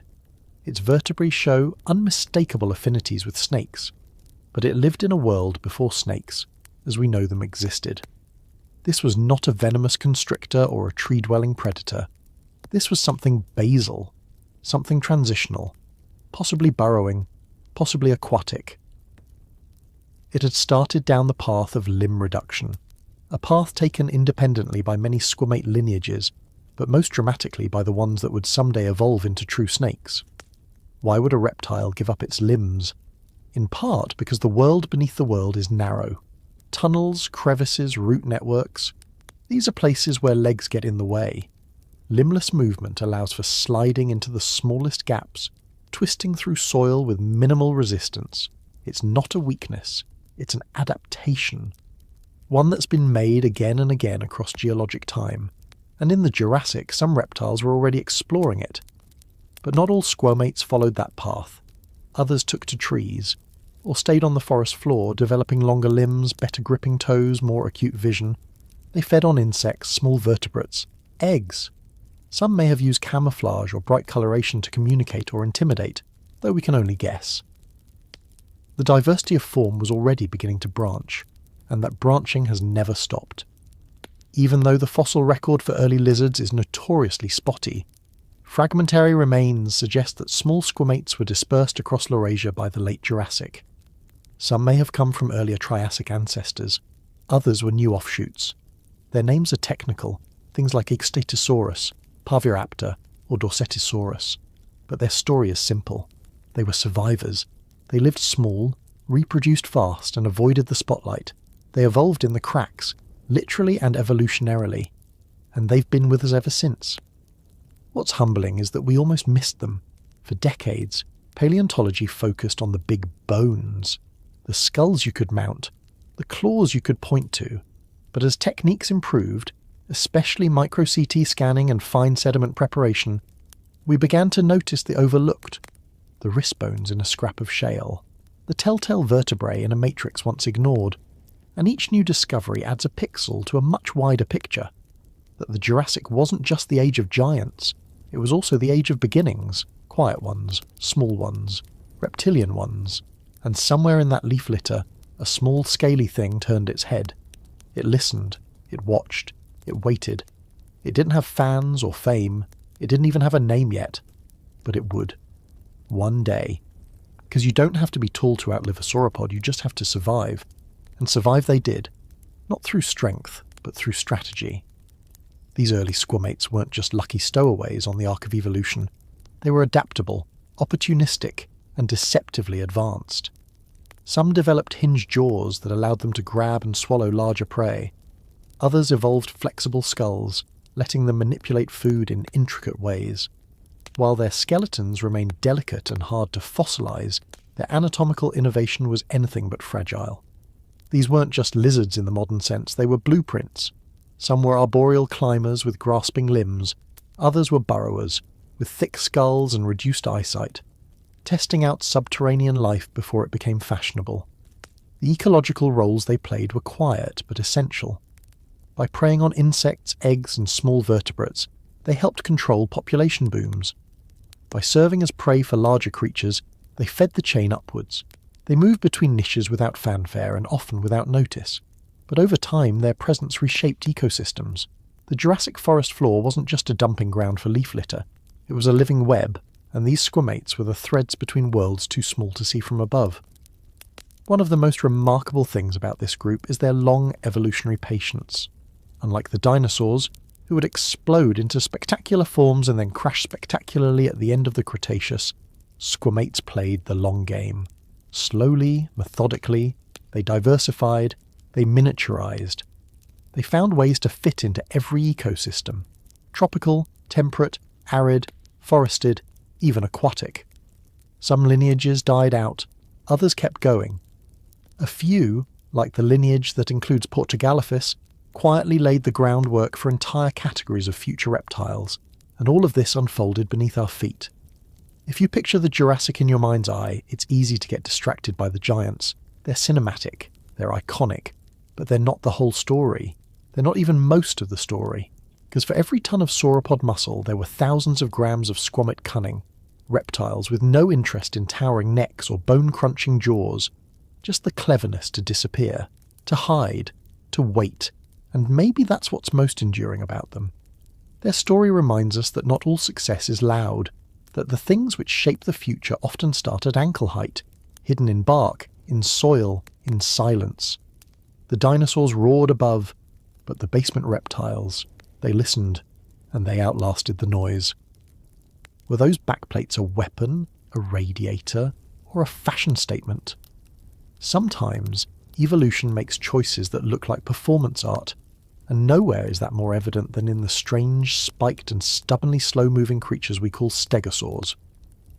If Jurassic Park made them famous, paleontology has made them confusing, because the more we uncover, the less we agree on what those magnificent dorsal ornaments actually did.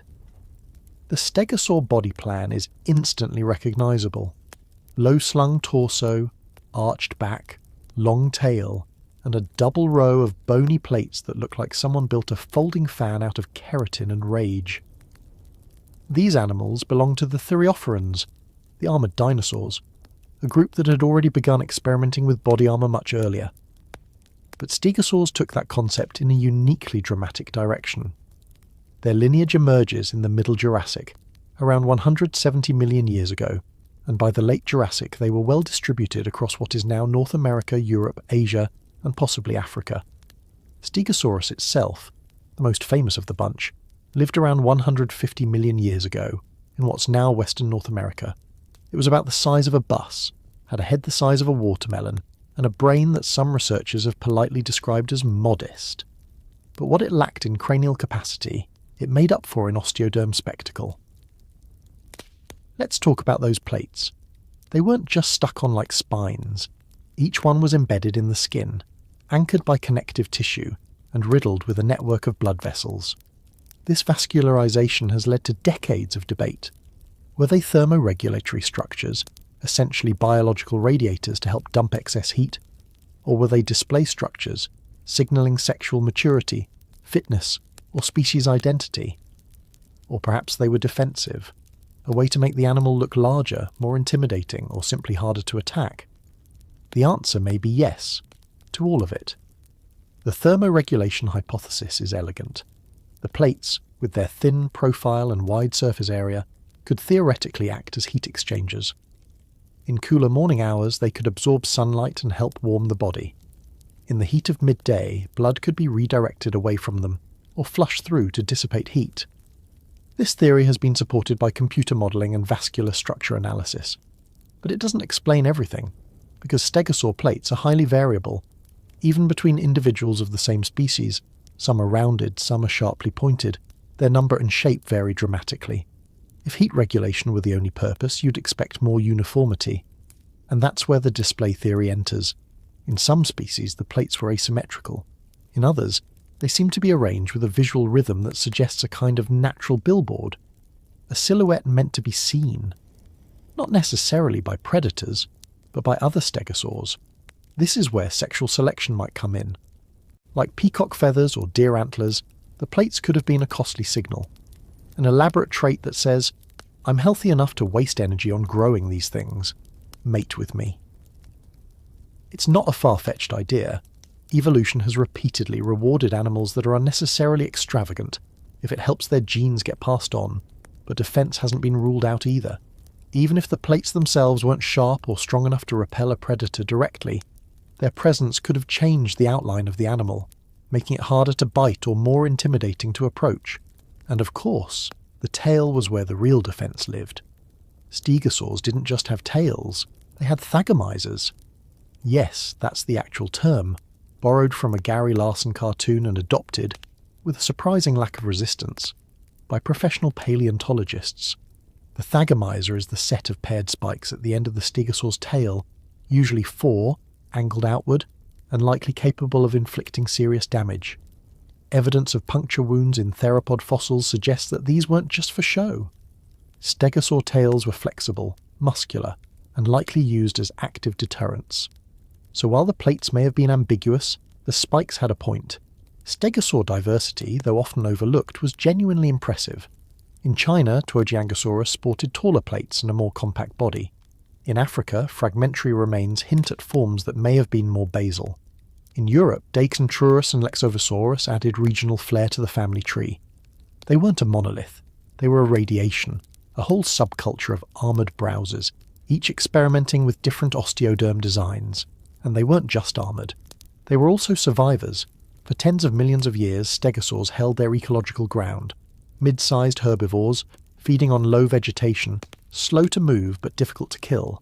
Their teeth were small, their bite weak, but their gut likely enormous. A fermentation chamber that did most of the work for them. They lived slowly, they died hard. But by the end of the Jurassic, something shifted. Climate, competition, habitat. We're not sure. But stegosaurs began to decline, and by the early Cretaceous they were gone. Their spiky cousins, the ankylosaurs, would carry the armoured legacy forward. But the plate-backed originals had vanished. Still, they left a fossil record as dramatic as their anatomy.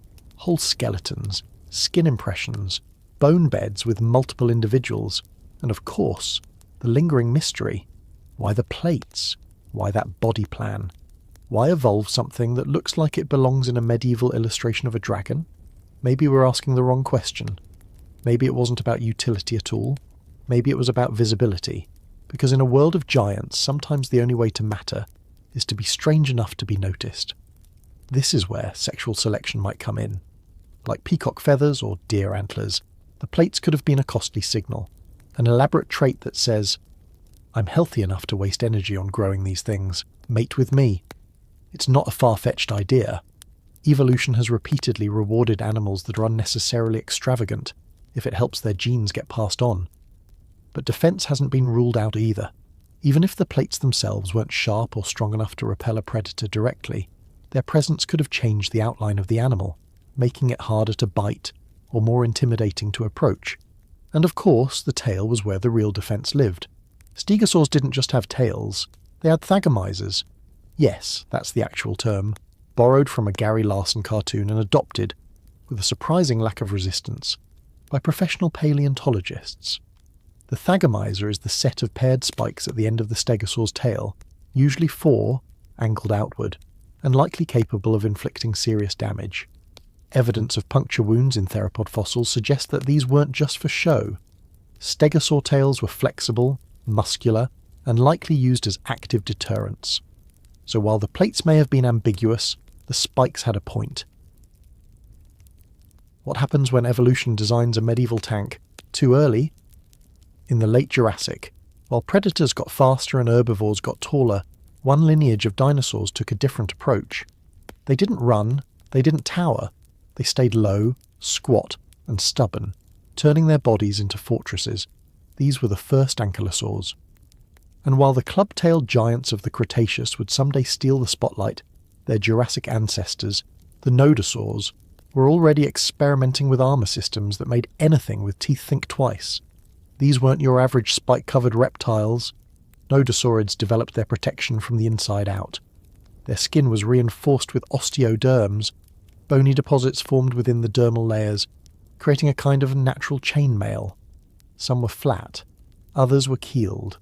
Many were arranged in complex overlapping patterns, like shingles on a reptilian roof. Their entire evolutionary strategy could be summed up in one principle. You can't eat what you can't get your teeth around. In North America, around 150 million years ago, this philosophy was already well underway. The Morrison Formation, famous for its towering sauropods and carnivorous all-stars, also gave us Gargoylosaurus, one of the earliest well-preserved ankylosaurs. Despite its fearsome name, it was only about 3 meters long, but what it lacked in size it made up for in defensive commitment.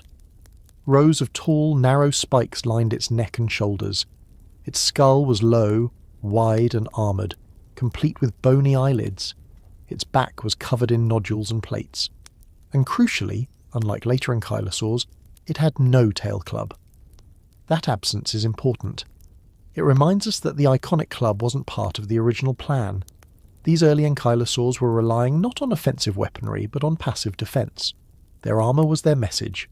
You can try, but it's going to be annoying. And sometimes, annoying is enough to survive. Another remarkable example is Memura pelta, discovered in Colorado and dated to roughly the same time.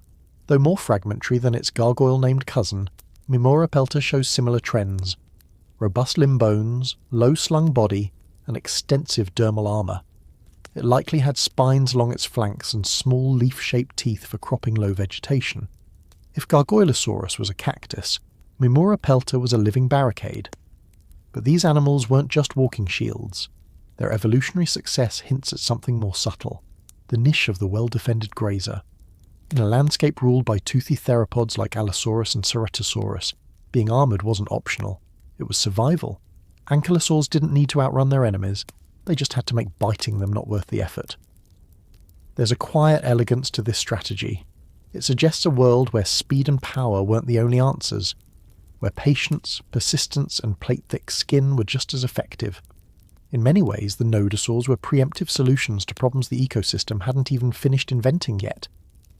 They were early drafts of an idea that evolution would keep revising, until it became so over-engineered that even apex predators learned to walk away.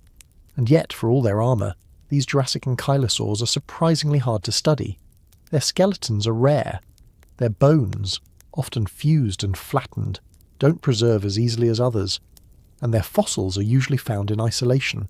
A single skull here, a torso there, a scattering of plates with no map to place them. Reconstructing their lives means piecing together not just anatomy, but behaviour. What did they eat? How did they move? Were they solitary? Did their armour grow with them? Did they bury themselves for warmth, or coolness, or concealment? We don't know. And that's okay, because science isn't about knowing everything. It's about knowing how little we know and asking better questions. Each armoured fossil is a whisper from a world that no longer exists, a world where defence was design, and survival meant blending into the undergrowth while predators roared overhead. So next time you see a tank on tracks, or a rhinoceros, or even a heavily defended tortoise, remember, the idea isn't new, the strategy isn't modern, it's ancient, it's Jurassic. And long before the Cretaceous arms race gave ankylosaurs their clubs, the nodosaurs had already made their case. You don't have to be fast, you just have to be too annoying to eat. What did it take to become the biggest thing that ever lived? The answer didn't arrive all at once. It didn't thunder into the Jurassic with a 50-ton footprint or a whiptail crack through the canopy. It tiptoed in, quietly, on 4 sturdy legs, and it looked a little awkward. Long before the age of titanic sauropods like Diplodocus or Brachiosaurus, their ancestors were still figuring things out. How to hold up a neck that didn't stop growing, how to shift from 2 legs to 4, how to eat from both the treetops and the underbrush without toppling over. In the early Jurassic, between 200 and 180 million years ago, evolution ran a series of experiments. The result was something that didn't yet tower over the landscape, but definitely loomed. One of the earliest of these experiments was Volcanodon. Found in the rocks of what is now Zimbabwe, Volcanodon lived sometime near the beginning of the Jurassic, and it marks a strange moment of transition. It still carried traces of its bipedal ancestry, a slender build, relatively long hind limbs, but had already shifted toward quadrupedal movement. Its limbs were strong and columnar, its tail was muscular, its body was already expanding into the barrel-chested form we'd later associate with full-size sauropods. But Volcanodon wasn't enormous, not yet. It measured maybe 6 or 7 metres. Large for its time, modest compared to what came later, but size wasn't the point, not yet. The real innovation was posture. Quadrupedalism may not seem revolutionary, but for an animal with a long neck and even longer aspirations, walking on all fours offered a solution to a delicate balancing act. How to support both a body stretched forward and a tail stretched backward without putting strain on either. This balance was the first major engineering breakthrough on the road to gigantism, and it didn't happen just once. In the early Jurassic of what's now southern China, a genus called Unanosaurus was solving the same problem in its own way. Unlike Volcanodon, Unanosaurus retained more gracile theropod-like features. It may have walked on 2 legs at times, especially when young, but its 4 limbs were growing stronger, its teeth better suited to raking vegetation, and its vertebrae showing signs of the sauropod future. Unanosaurus wasn't a true sauropod, but it was close, part of the broad and branching family tree that led to them. Together, These creatures represent a moment of biomechanical trial and error. Not yet giants, not yet herd-moving, continent-wandering browsers, but no longer the agile, fast-running bipeds of the Triassic either. Something was shifting, slowly, massively, and the environment was ready. The early Jurassic was humid, swampy. Pangaea was beginning to split, and with it came rift valleys and new ecological niches, fern prairies, river floodplains, conifer-dotted woodlands. These were landscapes where a large, slow-moving grazer could thrive. And so the experiment continued. Necks stretched longer, limbs grew thicker, air sacs may have begun to evolve, lightening the skeleton and improving breathing efficiency. Teeth diversified, some spoon-shaped, others pencil-thin, suggesting different feeding strategies even among early sauropod cousins. And most importantly, body plans standardized around something simple. Be big, be stable, and don't fall over. But what really made sauropod gigantism possible wasn't just anatomy, it was time. Given enough generations, evolution isn't in a rush. A few centimetres here, a vertebra elongating there. Over millions of years, small innovations accumulate until they become paradigms. The early Jurassic didn't feature the giants we now picture, but it featured the decisions that made giants possible. And those decisions were remarkably conservative. Sauropods, once they found a working blueprint, stuck with it. Over the next 100 million years, they would get bigger, more specialised, more regionally diverse. But the core idea stayed the same. Walk on 4 legs, keep the neck long, digest slowly, eat everything. It's easy to focus on the showstoppers, the 70-ton colossi of the late Jurassic and Cretaceous. But without Volcanodon or Unanosaurus, without the quiet pioneers who tested what a long neck and a low centre of gravity could do, that future never would have arrived. So if you ever feel small, or slow, or like you're not making much progress, remember this. The biggest things in Earth's history started small too, and sometimes just standing on 4 legs instead of 2 can change everything. But size, as with all things evolutionary, comes at a cost. The larger an animal becomes, the more resources it needs, the more heat it retains, and the more biomechanical stress it places on its own skeleton. Early sauropods were not simply scaling up their Triassic ancestors. They were engineering around these new realities in ways that still fascinate biomechanists today. One of the earliest adaptations was vertebral architecture. The bones along the neck and spine of these creatures were not solid. They were riddled with air spaces, a structure known as pneumaticity, which reduced weight while maintaining strength. This wasn't just about making the animal lighter. It was about managing balance, oxygen flow, and even thermoregulation. These internal air sacs likely connected to the lungs in ways that parallel modern birds, suggesting that sauropods may have had an efficient one-way breathing system long before such features were perfected in flight. Another underappreciated innovation was foot structure. Unlike many reptiles, sauropods didn't splay their limbs outward. Their legs were pillar-like, positioned directly beneath the body like columns in a building. And at the bottom of these columns were feet uniquely adapted for carrying weight. The metatarsals of the hind feet were arranged in an arch, distributing load across a broad surface, while the forefeet were digit-reduced, often forming a horseshoe-shaped column. These were not running feet. They were load-bearing platforms, engineered for mass, not speed. Then there was the gut. To process the massive volumes of plant matter needed to sustain such bulk, early sauropods likely evolved voluminous digestive systems. Fermentation chambers, possibly aided by symbiotic microbes, would have broken down fibrous material slowly and thoroughly. There is no evidence yet of chewing mechanisms in these early forms. The teeth were too simple, too undifferentiated. So the entire digestive strategy seems to have been ingest, ferment, extract, and repeat. Chewing was for amateurs. Yet, even as sauropods began embracing their size, they remained surprisingly agile in one crucial way: reproduction. Unlike large, modern mammals that bear live young and invest heavily in few offspring, sauropods laid clutches of eggs. This allowed even giant species to reproduce prolifically. While none of the early sauropods of the Jurassic have left behind definitive nests, later relatives did, and it's likely this reproductive strategy was present from the beginning. For a lineage aspiring to global dominance, high egg output meant resilience. No matter how big they got, they remained at heart reptiles. Still, despite all this innovation, these early sauropods lived in a world that could have shut them down at any moment. The Triassic extinction was still fresh, ecosystems were still unstable. Volcanic eruptions, climate swings, and shifting coastlines all posed risks, and yet these animals persisted, slowly, methodically, eating, walking, and evolving their way into history. What began in the swamps of Africa and the riverbeds of China would soon take over entire continents. But in this moment, between 200 and 180 million years ago, they were still newcomers, still trying things, still awkward, a little lumpy, maybe a little slow, but they were onto something very big, and the planet for once wasn't saying no. There's a moment in deep time when sauropods stop experimenting and start dominating. Between 170 and 155 million years ago, something shifts.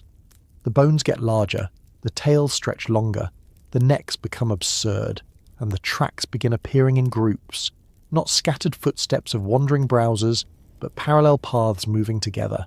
Herds, entire herds of animals longer than a school bus, walking in sync across floodplains and mudflats, their bodies casting kilometre-long shadows at dusk. This is the Middle Jurassic, and this is when sauropods take over the land. Not the titanic forms you might be picturing, not yet. These are still the earlier dynasties, a mix of lineages trying out different evolutionary tricks. In China, a creature called Stegosaurus leaves behind an almost comedic contradiction. It's small for a sauropod, maybe 9 meters long, with a relatively short neck and stout legs. But what draws attention is the tail. At the end of its vertebral taper, where most sauropods narrow off into a whip or bludgeon, Stegosaurus carries a literal club. A mass of bone, spiked, calcified, reinforced. We used to think only ankylosaurs bothered with tail clubs, but this one hit early. And for a while, Stegosaurus wasn't alone. In northern Africa, Spinosaurus surfaces from Jurassic layers with equally strange vertebrae. Its spine features elongated neural spines, fin-like projections rising from its back like a row of jagged sails. These aren't just ornaments. They might have anchored strong back muscles, aided in thermoregulation, or served as display, or maybe they were simply there to make predators second-guess the shape of dinner. But the real magic in these Middle Jurassic sauropods isn't just in their anatomy, it's in their context. Because this is the point in history when sauropods stop being isolated curiosities and start being ecosystems. Their fossils appear not just in China and Morocco, but across Europe, in Spain, France, and Germany. Often in groups, often in sediment that speaks of river crossings, shared pathways, synchronized migration. Footprints preserved in the stone of old floodplains show dozens of animals walking the same route, sometimes overlaid, sometimes side by side. And when you track the stride lengths and foot widths, a pattern emerges. Small individuals in the middle, larger ones at the edge, something that suspiciously looks like protection. They were organising, not in the human sense, but in a way that suggests presence. Presence of others, presence of danger, presence of young worth shielding. Why would a creature that size bother travelling in groups? When you're 20 tons and made of muscle and bone, what do you fear? Apparently, enough. The Middle Jurassic wasn't a peaceful chapter in Earth's story. While sauropods were pushing their bodies toward new extremes, predators were evolving in parallel, faster, smarter, more coordinated. Allosaurids were just beginning to appear, and their ancestors, smaller but likely agile and opportunistic, stalked the margins of these herds. A lone juvenile sauropod would have been a walking invitation. In that context, size wasn't always enough. Numbers mattered, and so did timing.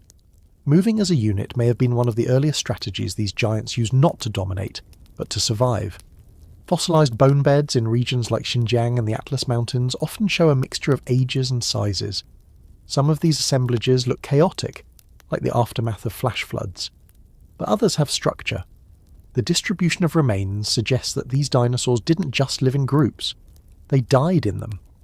Whether caught by rising water or volcanic ash, or the slow sink of a floodplain, they left behind more than bones. They left echoes of a social world we can barely guess at. This surge in diversity, behaviour and form during the Middle Jurassic wasn't limited to one lineage. It was a sauropod renaissance. In England's Oxford clay, remains of Stegosaurus continue to rewrite our understanding of early titanosauriforms. Once dismissed as a plodding relic, Stegosaurus now appears as a potential forerunner of later giants. Its bones show signs of rapid growth, internal air sacs, and powerful columnar legs, not unlike what we see later in Brachiosaurus and its cousins.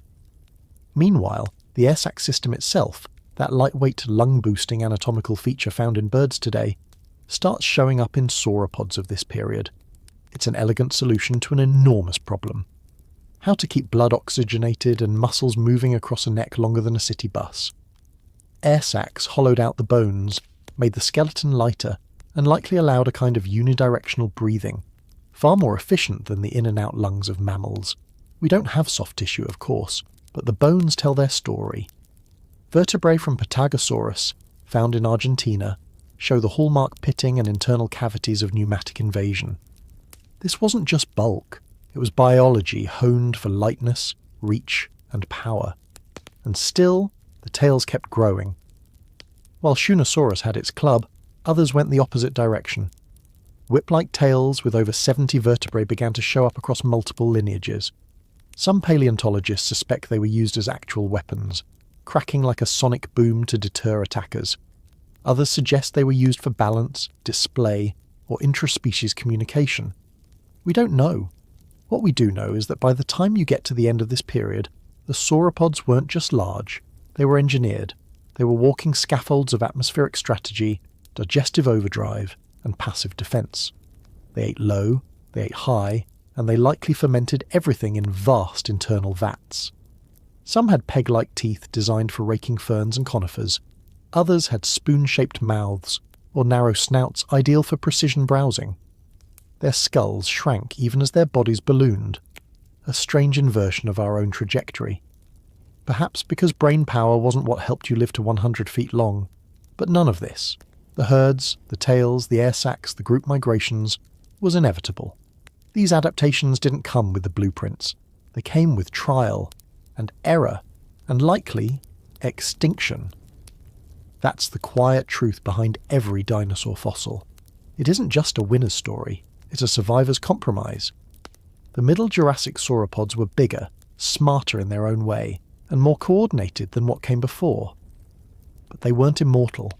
Most of the forms from this era would vanish before the late Jurassic began, replaced, outcompeted, or simply erased by time. Still, for a brief flicker of geologic time, just 15 million years or so, they ruled the floodplains. They breathed through bones, they fought with tails, and they walked together, vast and slow and humming with a kind of biological ambition we can still barely grasp. So the question remains, what was it about this exact moment, this middle chapter between dawn and dominance, that let sauropods rewrite the rules of size itself? And why, after all that innovation, did evolution still decide to start over again? Alright, imagine a creature so long that its nose could be sniffing ferns in one clearing, while its tail was still blocking the sunlight in another. Now imagine hundreds of them, moving, breathing, feeding, quiet, living skyscrapers on the march. If earlier sauropods were the proof of concept, what we see in the Morrison Formation is the fully scaled-up prototype. This is the late Jurassic, and in this golden window of time, some of the largest land animals to ever exist walked together across the ancient floodplains of what is now North America. And somehow, they didn't break the planet while doing it. What allowed something like Diplodocus to exist?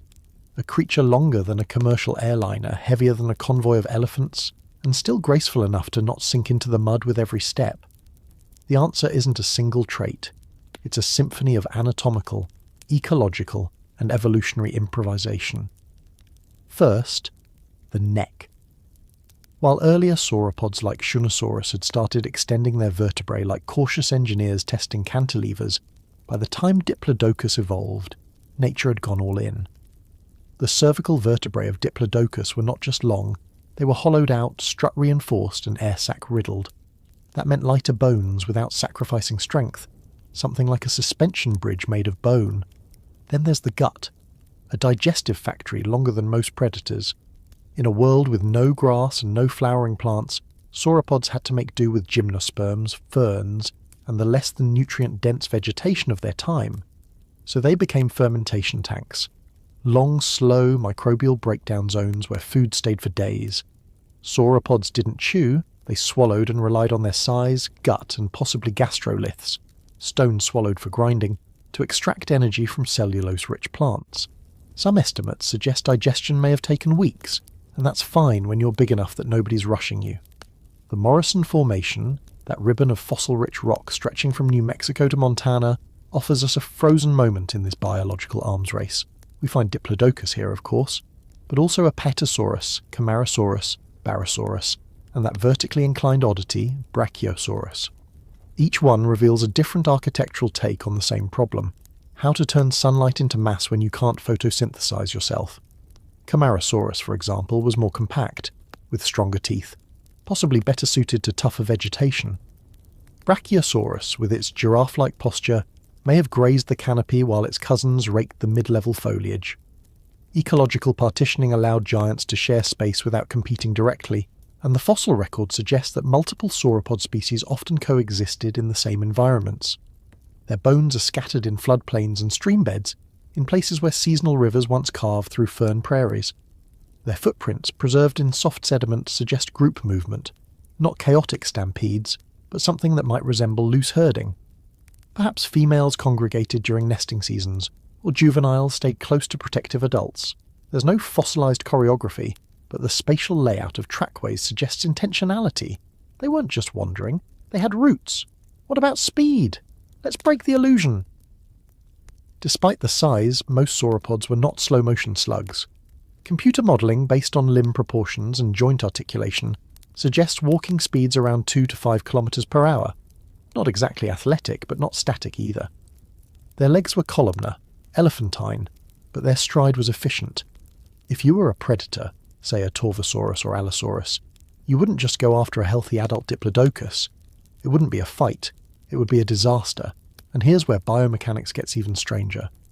That enormous tail, often depicted dragging behind them like an afterthought, may have been one of their most important tools. We've covered whip theories already, but even without sound barrier snaps, that tail could have served as a visual deterrent or even a balance counterweight for the front-heavy neck. In life, Diplodocus may have carried its tail raised, curving slightly, like a biological boom crane balancing a neck-heavy front. The growth story is no less staggering. Paleohistology, the study of bone microstructure, tells us that these animals grew fast, extremely fast. Diplodocus may have hatched at the size of a large chicken and reached several tons within 2 decades. That kind of metabolic acceleration implies a physiology somewhere between reptilian cold-bloodedness and mammalian warmth.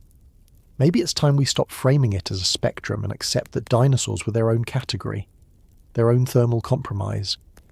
But size alone doesn't explain survival.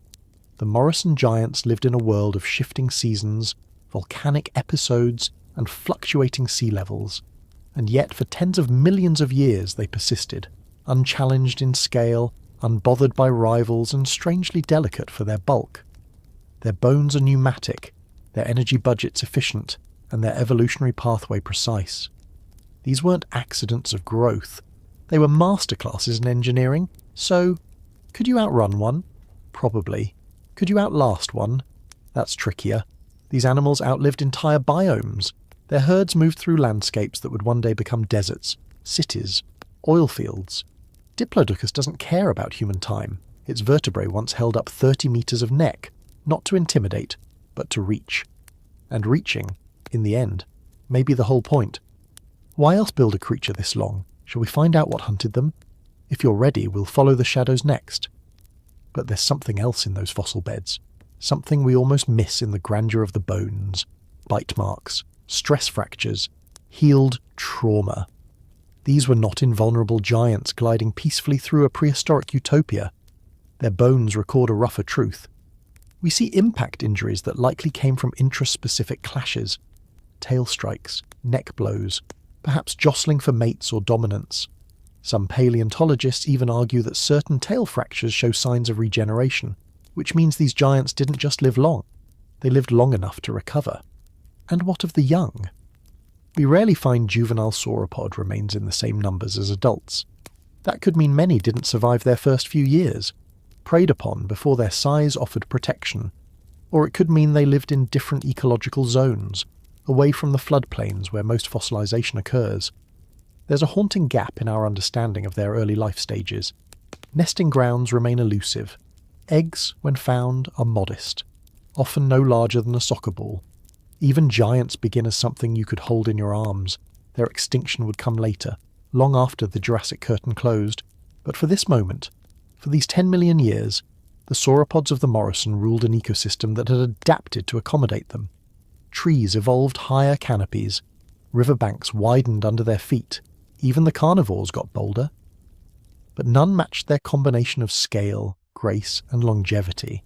So the next time someone calls dinosaurs dumb or lumbering, ask them how many species they know that needed an entire continent just to stretch their legs.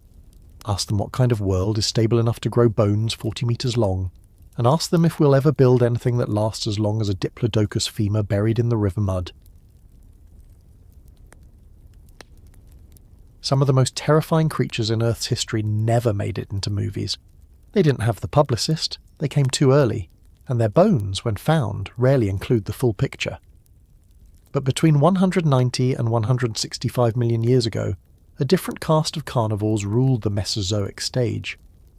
Long before the reign of Allosaurus or the rise of Tyrannosaurus, the world was shaped by predators with strange ornamentation, unusual proportions, and evolutionary experiments that mostly didn't survive the final edit. This is the era of the mid-Jurassic meat-eaters, the ones with crests, with strange arms, with group hunting potential, and teeth that looked like nightmares written in enamel. Start with Dilophosaurus.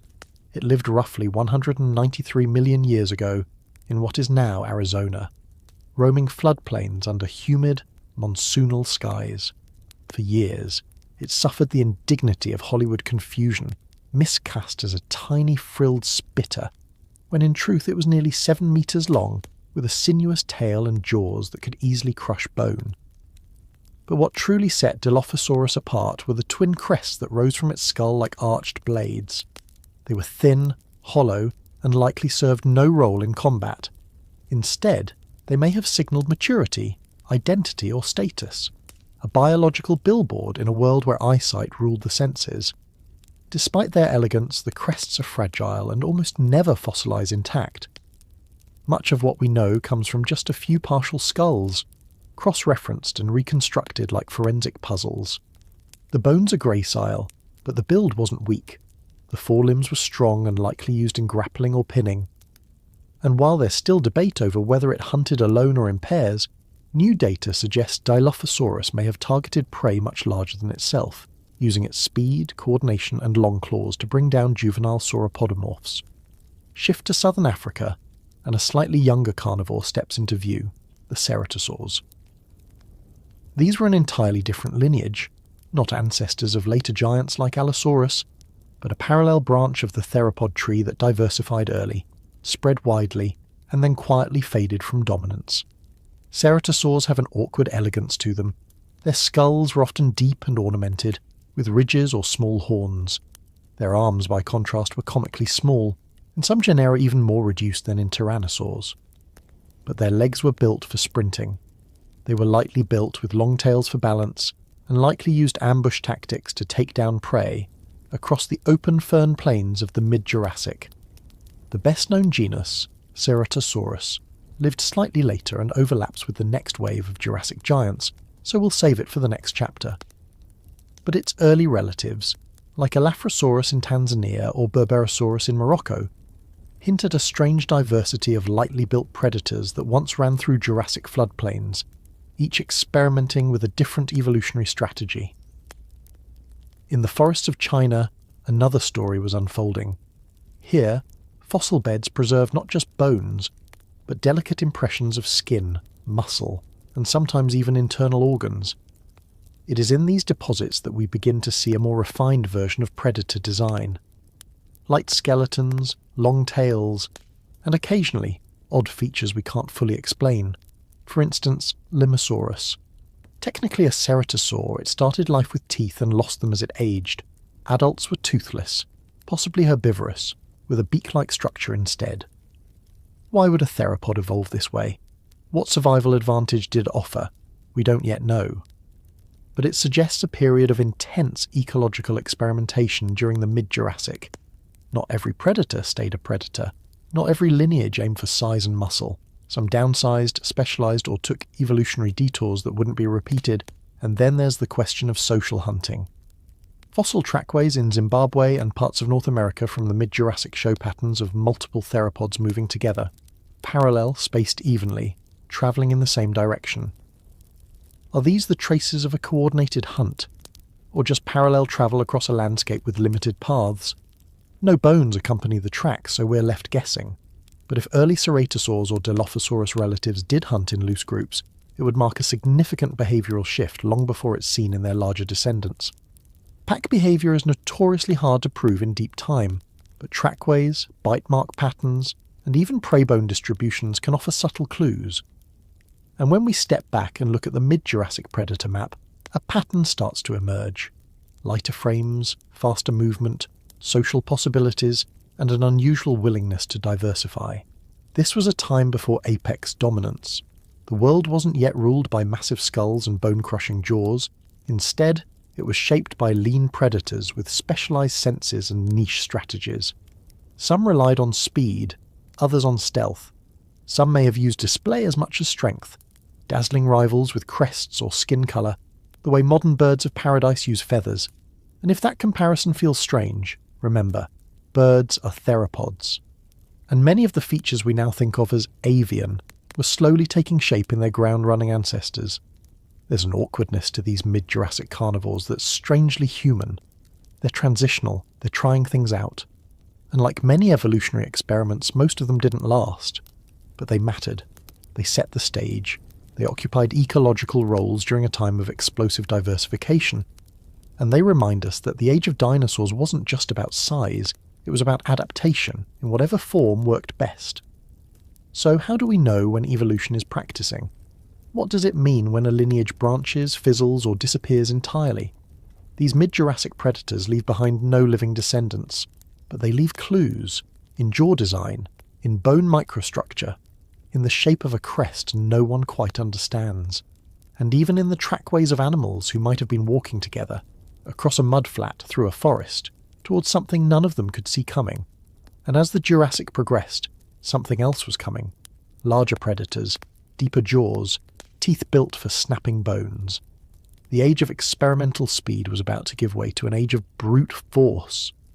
But before that happened, a different kind of killer ruled the floodplains. Light-footed, sharp-eyed, ornamented, and strange. So the next time someone tells you Jurassic predators were all giant lizards with tiny arms, remember Dilophosaurus, remember the ceratosaurs, and remember that evolution, like science, is never finished, only paused between drafts. And perhaps what makes these mid-Jurassic carnivores so fascinating isn't just what they were, but what they weren't yet. They hadn't settled into the ecological extremes that later predators embodied. They weren't the top-heavy, deep-skulled monsters of the late Jurassic. They weren't yet locked into the apex script. Instead, they were still writing the rules. Their limbs were long, their hands still functional. Their skulls varied wildly, narrow, crested, horned, or bizarrely ornamented. Even their diets might not have been uniform. Some smaller ceratosaurs may have supplemented with scavenging, or even small vertebrates and invertebrates, flexible in ways that future giants couldn't afford to be. We also begin to see something quietly revolutionary: increased sensory specialization. Enlarged olfactory bulbs, forward-facing eyes, and longer cochlear canals, all signs that sight, sound, and smell were becoming central to hunting strategy. The brain cases of some ceratosaurs suggest a neurological investment in balance and coordination, hinting at creatures capable of sudden bursts of motion and finely tuned responses. These weren't dull reptiles reacting on instinct. They were sensory-driven hunters living in complex ecosystems, competing not just with one another, but with crocodilians, early mammals, and each other's cousins across continents still breaking apart. And then there's the open question of vocalization. Did these predators call to one another through the trees? Did crests serve as acoustic resonators as well as visual signals? The fossil record doesn't tell us. But bioacoustic studies in modern birds and reptiles suggest it's possible, and that long before the roar of a lion or the scream of a pterosaur, there may have been deep, eerie sounds echoing across Jurassic floodplains, from hunters no longer remembered. What they left behind was fragmentary, but what they represented was essential. A blueprint of carnivory still in flux, still evolving, and still not quite settled into the shape we think of when we picture a killer. By the late Jurassic, the hunt had changed.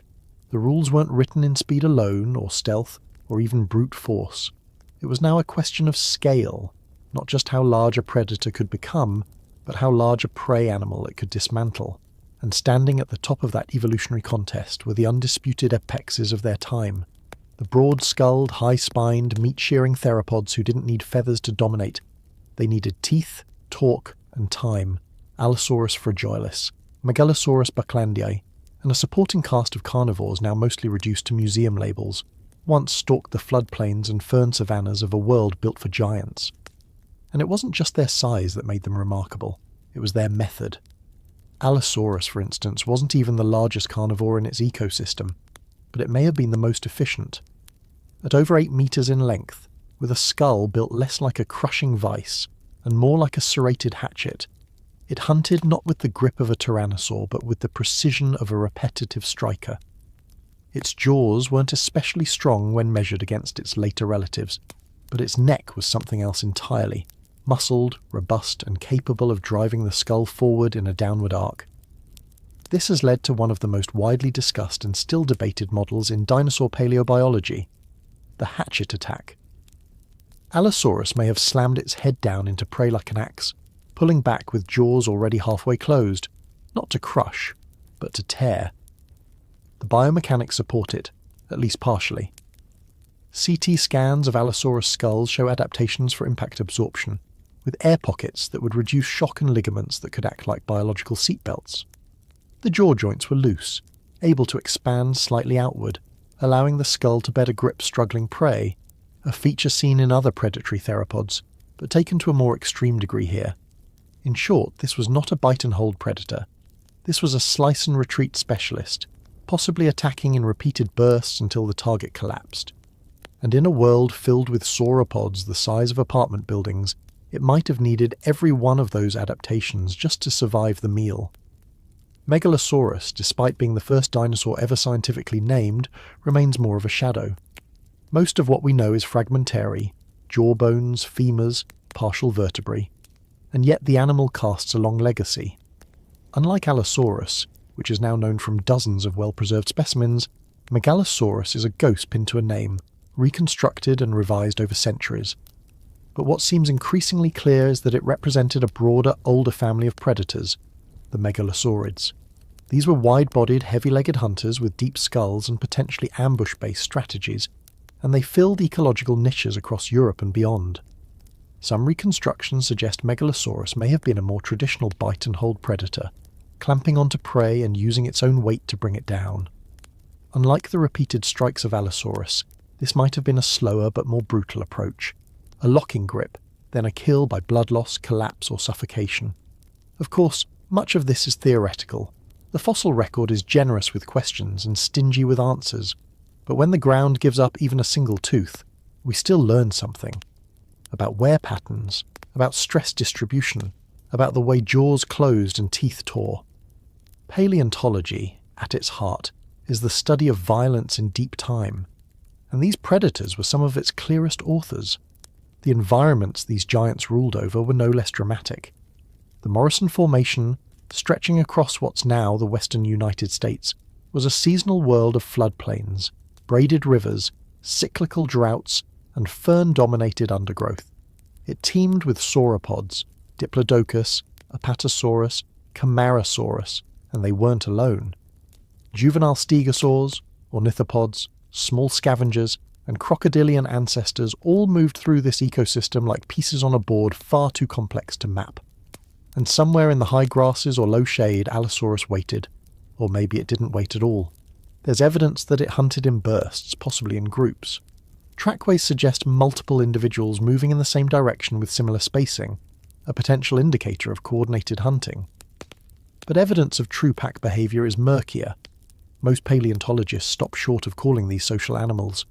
They may have hunted in opportunistic gangs like Komodo dragons or hyenas, drawn together not by cooperation but by the smell of blood. And then there's the bone bed evidence. Multiple Allosaurus skeletons found in the same region, sometimes with bite marks, on each other. Was it scavenging, competition, cannibalism? Possibly all three. Apex predators are opportunists first, and saints never. One of the most haunting examples of dinosaur behaviour comes from a Camarasaurus skeleton found with puncture wounds to the cervical vertebrae in the neck, perfectly spaced to match the teeth of an Allosaurus. The wound appears to have healed. That means the attack didn't kill the animal. It survived. For a while. It lived with a torn neck and continued browsing in a forest where death walked on two legs. This fossil, as mundane as it sounds, might be our clearest window into the brutality of Jurassic life. There were no safe zones, only moments between teeth. And it wasn't all brute force. Skull studies of Allosaurus show large olfactory bulbs, suggesting a keen sense of smell, possibly used for long-distance tracking or scavenging. The inner ear structures suggest good balance and head orientation, useful for both ambush and pursuit. In essence, these were not just killing machines, they were sensory organisms in tuned ecosystems. Every step, every movement was shaped by millions of years of evolutionary trial and error, and every successful hunt left its mark, on bone, on ground, on lineage.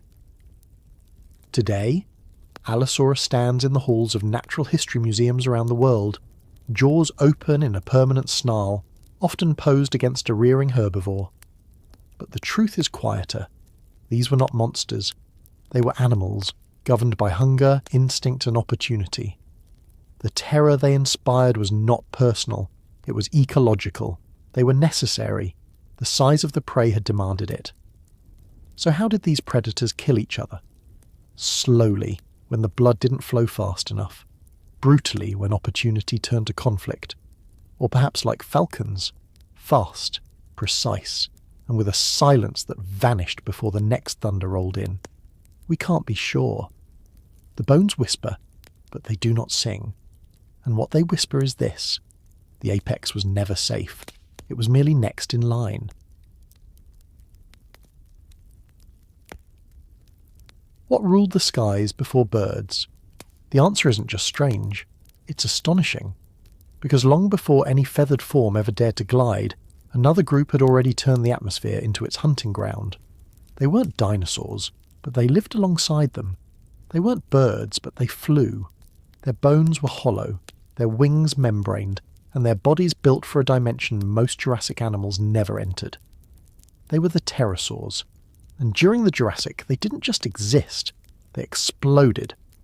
The fossil record, sparse but generous in the right places, shows a world slowly filling with winged experimentation. From the lagoons of what is now Germany to the volcanic deposits of northeastern China, these creatures took 1,000 forms. Some, like Rhamphorhynchus, had long tails tipped with diamond-shaped rudders. Others, like Anorognathus, looked like flying frogs with bat wings. And some, like Pterodactylus, dropped the tails altogether, embracing a more streamlined future. All of them were variations on the same ancient gamble, to swap land for sky and claws for clouds. The physics of it shouldn't have worked. Not with reptiles, not with the sheer mass of some of these creatures. And yet they solved the problems. They evolved lightweight pneumatic bones, essentially hollow scaffolds reinforced from within. They grew keeled breastbones to anchor strong flight muscles, developed elongated fourth fingers to support their wing membranes, and evolved structures in their brains that suggest acute spatial awareness. They even show signs of pycnofibers, hair-like filaments that may have helped with insulation, or even rudimentary thermoregulation. In short, they weren't just gliders, they were flyers, in every aerodynamic sense. Rhamphorhynchus, for instance, is one of the best preserved Jurassic pterosaurs, known from dozens of specimens pulled from the Solnhofen limestone in Germany. It had a wingspan of just over 1 metre, a long tail for stability, and forward-pointing teeth that suggest a diet of fish. Its jaws were narrow and curved, perfect for snatching prey from the surface of shallow lagoons. Many specimens have been found with preserved stomach contents, or even the silhouettes of the fish they had eaten. In one case, the fish was still lodged in its throat, a fossilised final meal. But not all pterosaurs were fishing specialists.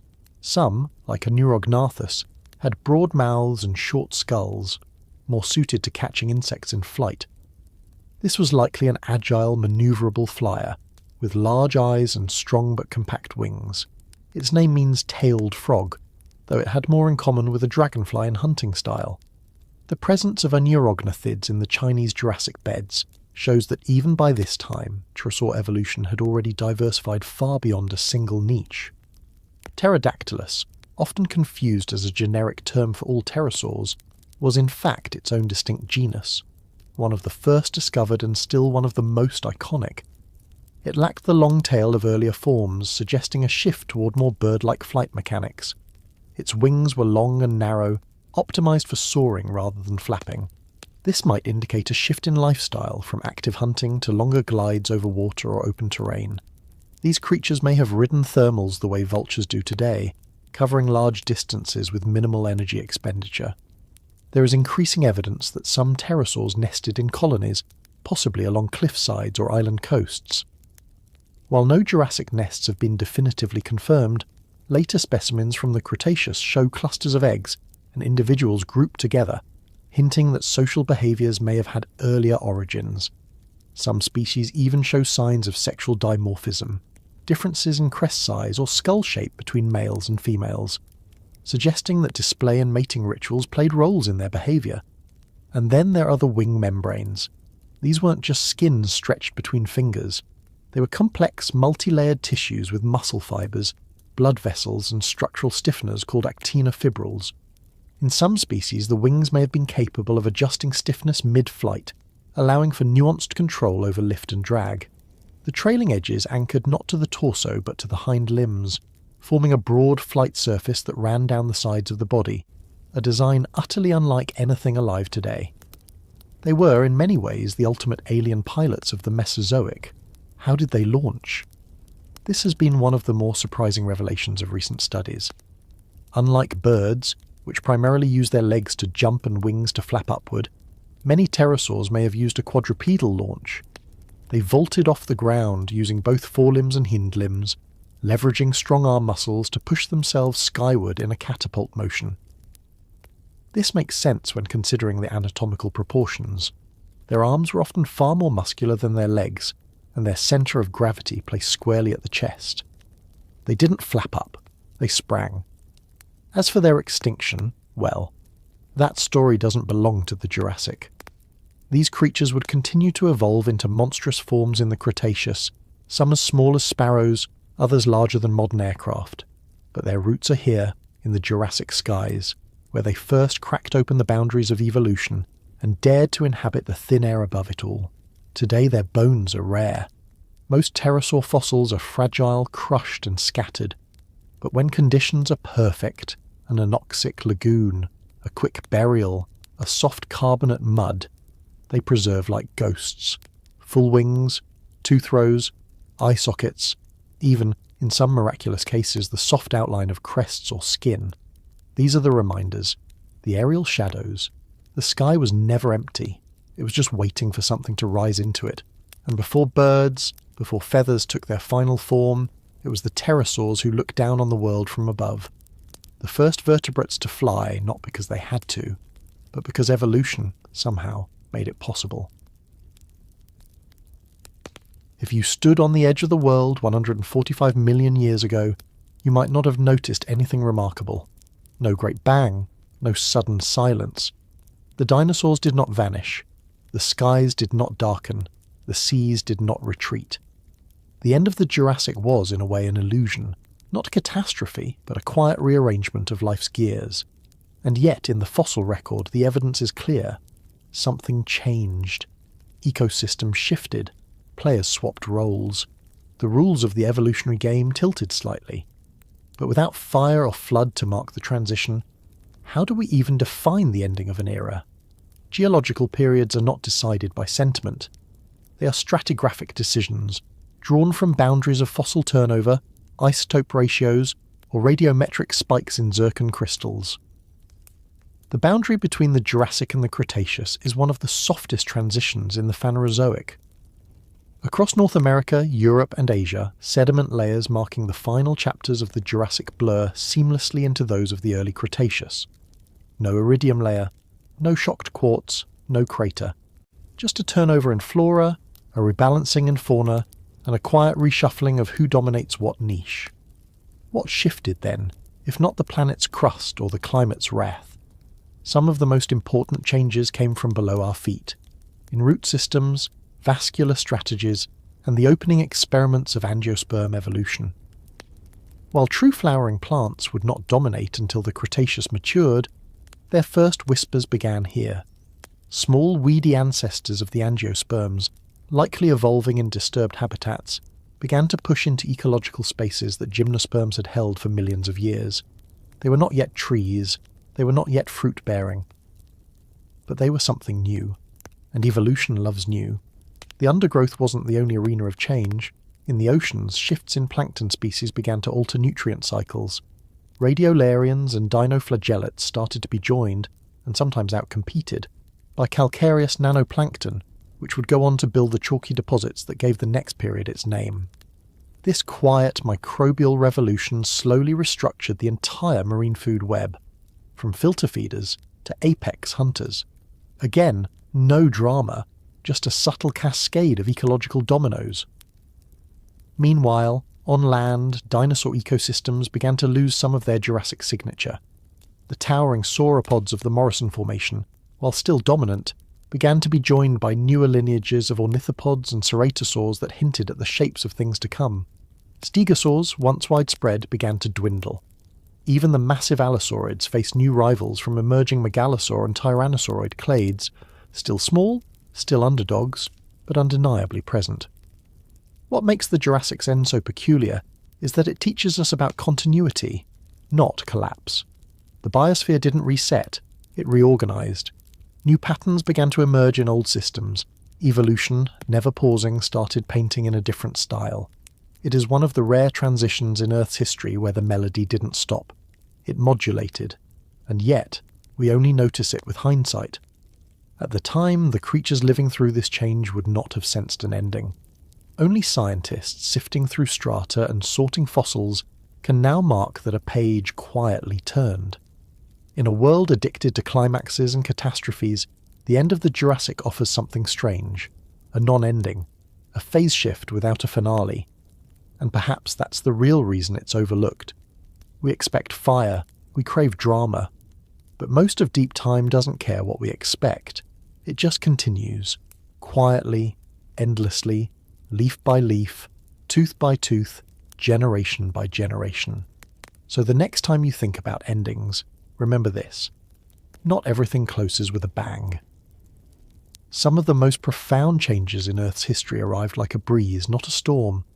And when the Jurassic finally gave way, it did so with one last breath of cycads and conifers, one last call from a Rhamphorhynchus winging over a lagoon, and then imperceptibly it became something else. Even without catastrophe, the Jurassic had a rhythm, a slow crescendo of continental reshaping, of coastlines stretching and climates shifting. It was a world where the dinosaurs had achieved near total ecological dominance, where mammals had scattered into crevices and margins, and where the forests themselves had subtly begun to whisper of something new. By the very end of the Jurassic, some plants were experimenting with closed carpels and new ways to protect their seeds. These weren't full-fledged flowers yet, not by any means. But the earliest steps toward angiosperms were likely underway, even if the fossil trail only hints at their eventual bloom. What we see is not a mass extinction, but a mass substitution. Insect diversity began to turn, plant strategies began to shift, the ocean floors continued to change, and in the skies, pterosaurs had spread to almost every corner of the Earth, carving niches before birds would one day claim them. But nothing snapped, nothing broke, No layer of iridium, no shocked quartz, no soot blanket or crater. The Jurassic ended like a warm afternoon dissolving into dusk, a transition so gentle it almost escaped our notice, but it was real, it was global, and it was permanent. And so, the curtain fell, not with a bang, but with a turning of the page. The next chapter would bring flowers, new reptiles, mammals with new plans. But for now, in this final hush before the Cretaceous, the Earth stood between eras, still warm, still green, still breathing, as if the world itself was taking a slow inhale, before everything changed again. Thank you, fellow sapiens, for wandering this timeline with me, for drifting into deep time, for slowing down and remembering.